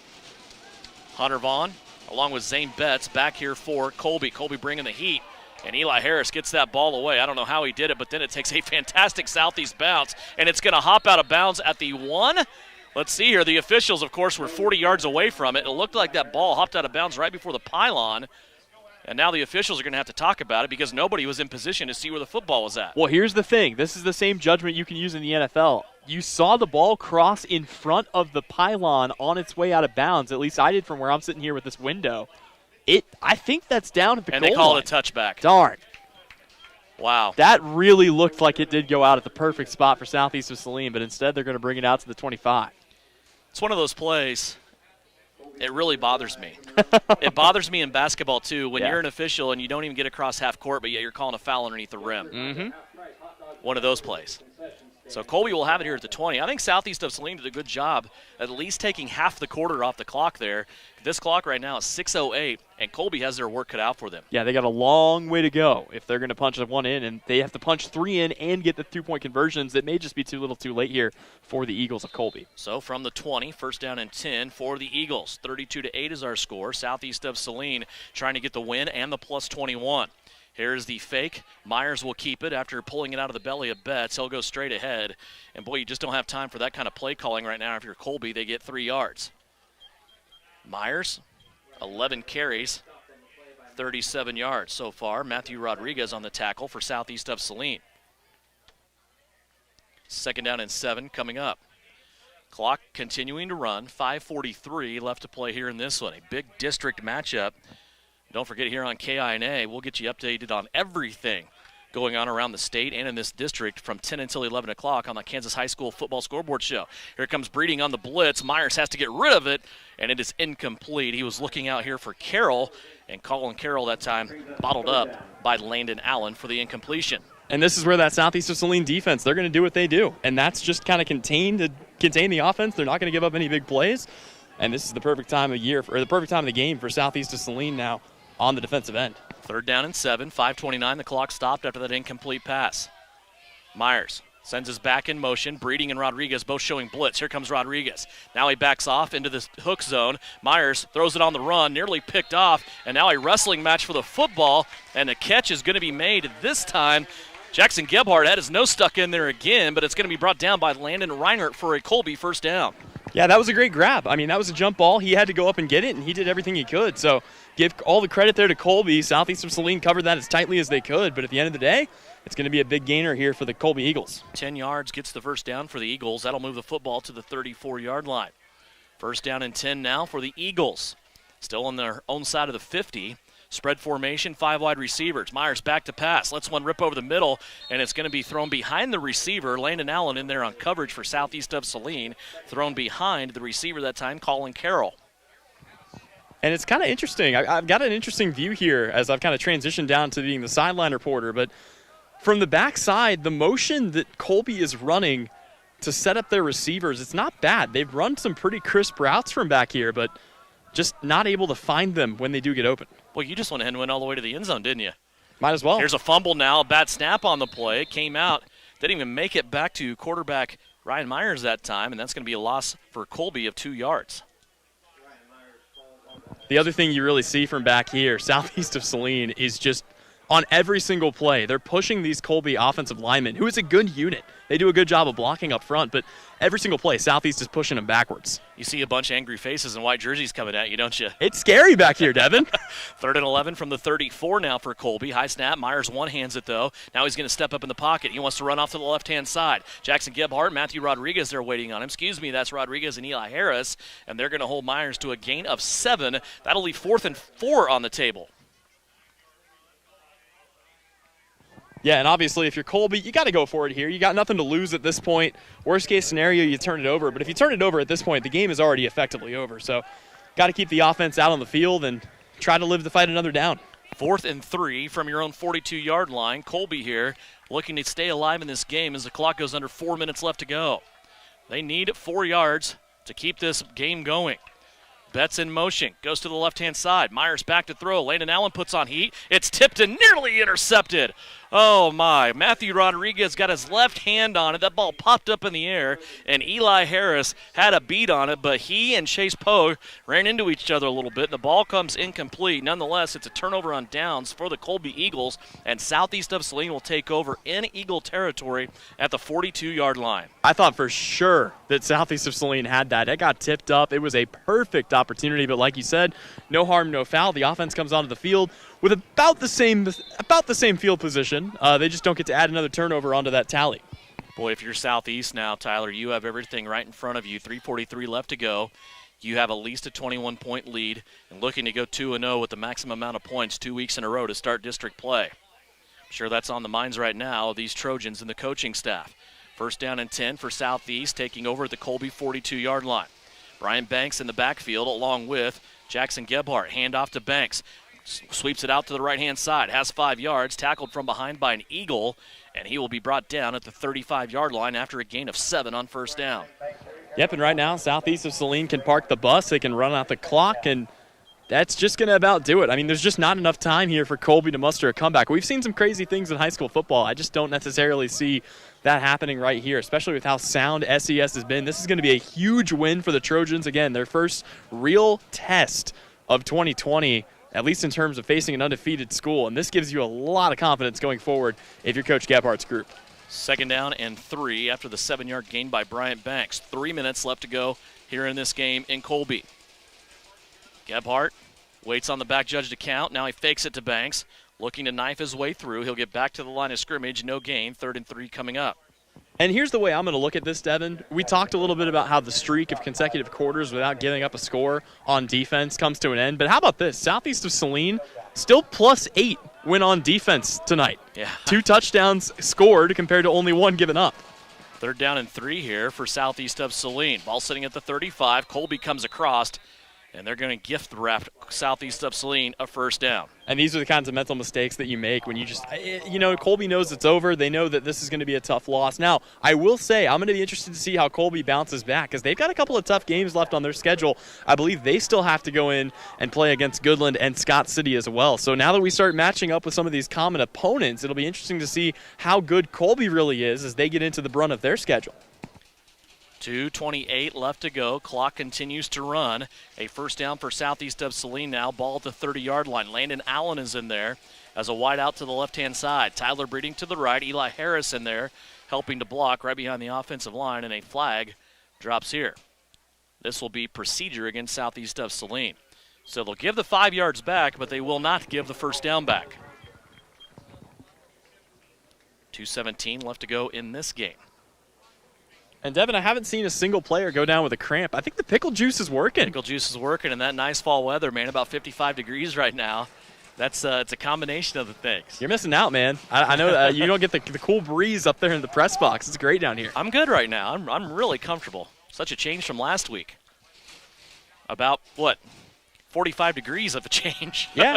Here's Banks now on 1st and 15, dancing around behind the line of scrimmage, looking for a hole to go through. He finally finds something to dive through, puts his nose in there, and gets a yard. That'll get the clock moving, most importantly. And Tyler, unofficially, Brian Banks tonight over 100 yards. And Southeast of Saline looking like they're going to come away with a win. You called it, my friend. Of course, I didn't see the defense doing what they've done tonight. We know that they make plays, but putting points on the board is just an added bonus. And do you think this might make the defense a little more aggressive in the future? Because in the first couple of games, they did a good job of keeping points off the board, but they didn't really have too many turnovers. They've ramped that up the last couple of weeks. Yeah, absolutely. 2nd down and 14 now, 1:39 left to go. Gebhardt looking for the snap, waiting for the final seconds. Now the back judge counting. Jackson counting with him. Now asks for the snap. He's going to get it from Sterling Hart. He hands off to Bryant Banks. Working on the left-hand side. Banks will get inside of the 30 to about the 29 and a gain of 5. and you just watch. I believe it was either Dalton Bunch or Dawson Adams completed his block, shoved the guy he was responsible for blocking to the ground, and then without hesitation looks upfield to the second level, finds a linebacker, and levels him as well. And that's what this defense gets. Not only do they get the blocks up front, once they're done with the work that they had to do, they go and help somebody else out, and that's what's allowed Southeast to be so successful on offense this year. Jackson Gebhardt all the way over to the far hash to see the signal coming in from the sideline. And now he has everybody lined up. Again, eyes on that back judge, waiting on the count. Jackson taking the clock down as far as he can. Takes the snap, gives it to Banks. Bryant again, left-hand side, and another 5 yards. Make it 6. No touchdowns tonight for Brian Banks after he had 4 touchdowns last week, but he did have a 2-point conversion tonight, and now 20 carries for 117 yards, and I think Southeast may have to run just one more play. Here's the clock running down, 17 seconds, 16 seconds, and now the officials might have told them, nope, this is it. The Southeast players acknowledging the white hat, everybody giving him a little knuckle salute there, and now both teams are going to vacate the field. And Southeast of Saline does it on the road. They get a big victory. 2 4-0 teams coming into this game. There's only going to be one undefeated team leaving, and it's the Southeast of Saline Trojans. They win it 32-8.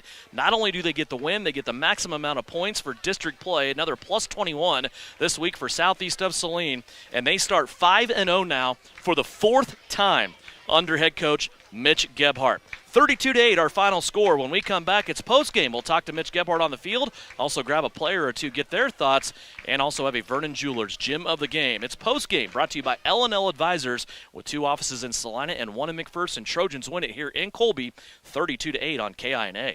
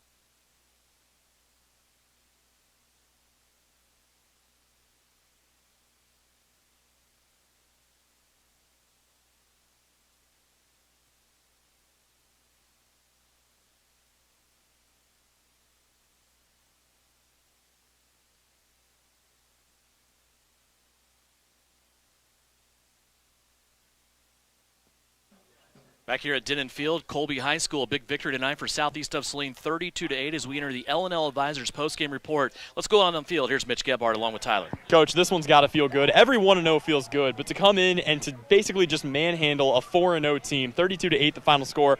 What's your biggest takeaway coming out of this victory? Well, my biggest takeaway from this win is that we had some things that didn't go well for us. And, we just talked about that a little bit, too. We had some – that when you're playing a good football team. Colby's a good football team, and they make you not do some things well. And I just felt like our kids kept banging and kept doing, believing in what we're doing, and kept working and kept getting after it. And I'm really proud of those guys because, like I said, Colby's a good football team. You guys have been so good defensively. You finally do give up a touchdown. However, on touchdowns, you're still +1 today because the defense able to create 2 touchdowns of their own. How important was that to get a couple of extra scores here in this game? Yeah, that's really exciting. I didn't even see the fumble in the end zone. I was looking at something else, and I didn't see that. And I thought we had the ball there on the goal line, and they said we scored. So that was a great thing. Anytime you can score on defense or special teams, it just helps everything out. And to get 2 of them tonight, that's very big. Again, you get a victory in one of your toughest opponents. What kind of confidence does this give not only you as a coach, but your players as a team, knowing that not only can you win against teams that maybe struggle, you guys can handle some of the biggest teams in the state? Well, it's got to give us confidence. Like I said, through the year, I really feel like as a team we've continued to get better. And that's what we're really striving to do. The kids work their butts off in practice, and they focus and when you watch film, and they do all those little things. And that's the difference between a good team and a team that can do a lot of other things. And those kids focus really well, and it's exciting to coach them. All right, well, Coach, I know you got a long ride home, but enjoy this one, and congrats to you and your team. Right, thank you. Tyler, you might as well grab Jackson Gebhardt while he's there. You might as well get his thoughts on the quarterback and see what he thought about tonight's contest. Obviously did some things on offense, but defense as well tonight. Yeah, and this was all by design. I got Jackson coming back to me, working through the post-game here. Jackson Gebhardt, a fantastic night for you. I actually want to talk to you about the defensive side first. So you come up with a pick 6 in a huge moment in this game, but prior to that, this crowd was starting to get into it. Colby was starting to feel confident. What was kind of the talk for you and your defensive unit going into that drive? Oh, we kind of take it personal when we're not doing stuff right. So when they start getting rowdy, we want to kind of fight back, and that's what we end up doing. And we got 2 defensive touchdowns, so that's always a good way to, get ahead. You guys have, for lack of a better term, you guys have mopped up some teams that have kind of struggled this season, but Colby wasn't that team. Colby was 4-0 coming into this game. How much confidence does this give you as a player knowing that you guys can hang with some of the big boys in the state as well? Oh, it's always a great feeling to come and beat a 4-0 team, but I just look at the week and try to go 1-0 each week, take each opponent as that week. All right, fair enough. Offensively, I know things went well for you. Maybe not as well as you would have liked per se, but still a good day for you. What are kind of the biggest adjustments that you're hoping to make heading into a game next week against a tough Goodland team? Honestly, I think we got small things we need to pick up on and just fix the little things. Some routes we need to fix, some running we need to fix, some blocking. It's the same stuff every week. We just got to prepare next week for whoever we play. All right, fair enough. Well, I'll let you clean up. Long road ahead, but take care. Jackson Gebhardt, Devin Haney, back to you. Well done on the field, Tyler Henry. Let's wrap it up here quickly so everybody can get back on the road and take their time getting home. 32-8, our final score here. Let's go over stats for you for the Southeast of Saline Trojans. Jackson Gebhardt, 5 of 8 throwing the football, went 0 of 3 in the second half for a total of 5 of 11. Leading rusher tonight was Brian Banks, 20 carries, 117 yards. Jackson Gebhardt had those 2 sacks that really took about 50 yards of rushing off his total. He also had 20 carries for 49 yards. A couple of carries for Chase Pogue for 11 yards. Matthew Rodriguez had a carry for 5 yards. Leading receiver tonight, Chase Pogue, 2 catches, 41 yards, and a touchdown. Michael Murray, Eli Harris, and Tyler Breeding all caught balls as well. Totals tonight for this game, passing, Colby, 128, Southeast of Saline, passing, Colby 113, Southeast of Saline 74. Rushing was really the big total tonight. Colby 128, Southeast of Saline 182. Total offense pretty close. Colby 241, Southeast of Saline 256. Our Vernon Jewelers gem of the game is Jackson Gebhardt on that pick 6 interception. That killed all the momentum in this game for the Colby Eagles and really made a statement for Southeast of Saline. That was the Vernon Jewelers gem of the game tonight. And our Will Electric electrifying play of the game was the strip of the fumble back near the end zone for Matthew Rodriguez in the first half. The ball went rolling into the end zone where Southeast of Saline was able to recover, and they get the touchdown tonight. 2 defensive touchdowns for the Trojans of Southeast of Saline. Southeast now will turn their attention to a home game next week. They'll be back at home on the campus of Southeast of Saline High School to take on the Goodland Cowboys. For all the scores and wraps from across the state of Kansas, see where everything's lining up as far as districts go. Tune into KINA tonight from 10 until 11 o'clock. It's the Kansas High School Football Scoreboard Show. And that's a full hour of game wraps and scores from across the state of Kansas. Brian Dennett with us tonight doing video. Big Sam Pretty back at Studio Central. Want to thank both of those guys. Had some technical issues we had to work through tonight. Hope everybody got at least the message of a big Trojan win here from Colby. 32-8, the final score. Southeast of Saline now 5-0 on the season, now starting 5-0 for the 4th time under the direction of Mitch Gebhardt. 32-8, our final score from Colby. Have yourself a good night. For Big Sam Purdy, Brian Dennett, Tyler Henry, I'm Devin Haney. Have a good weekend. Don't forget, Chiefs play 2 o'clock pregame on Sunday, 3:25 kickoff against the New England Patriots right here on KINA.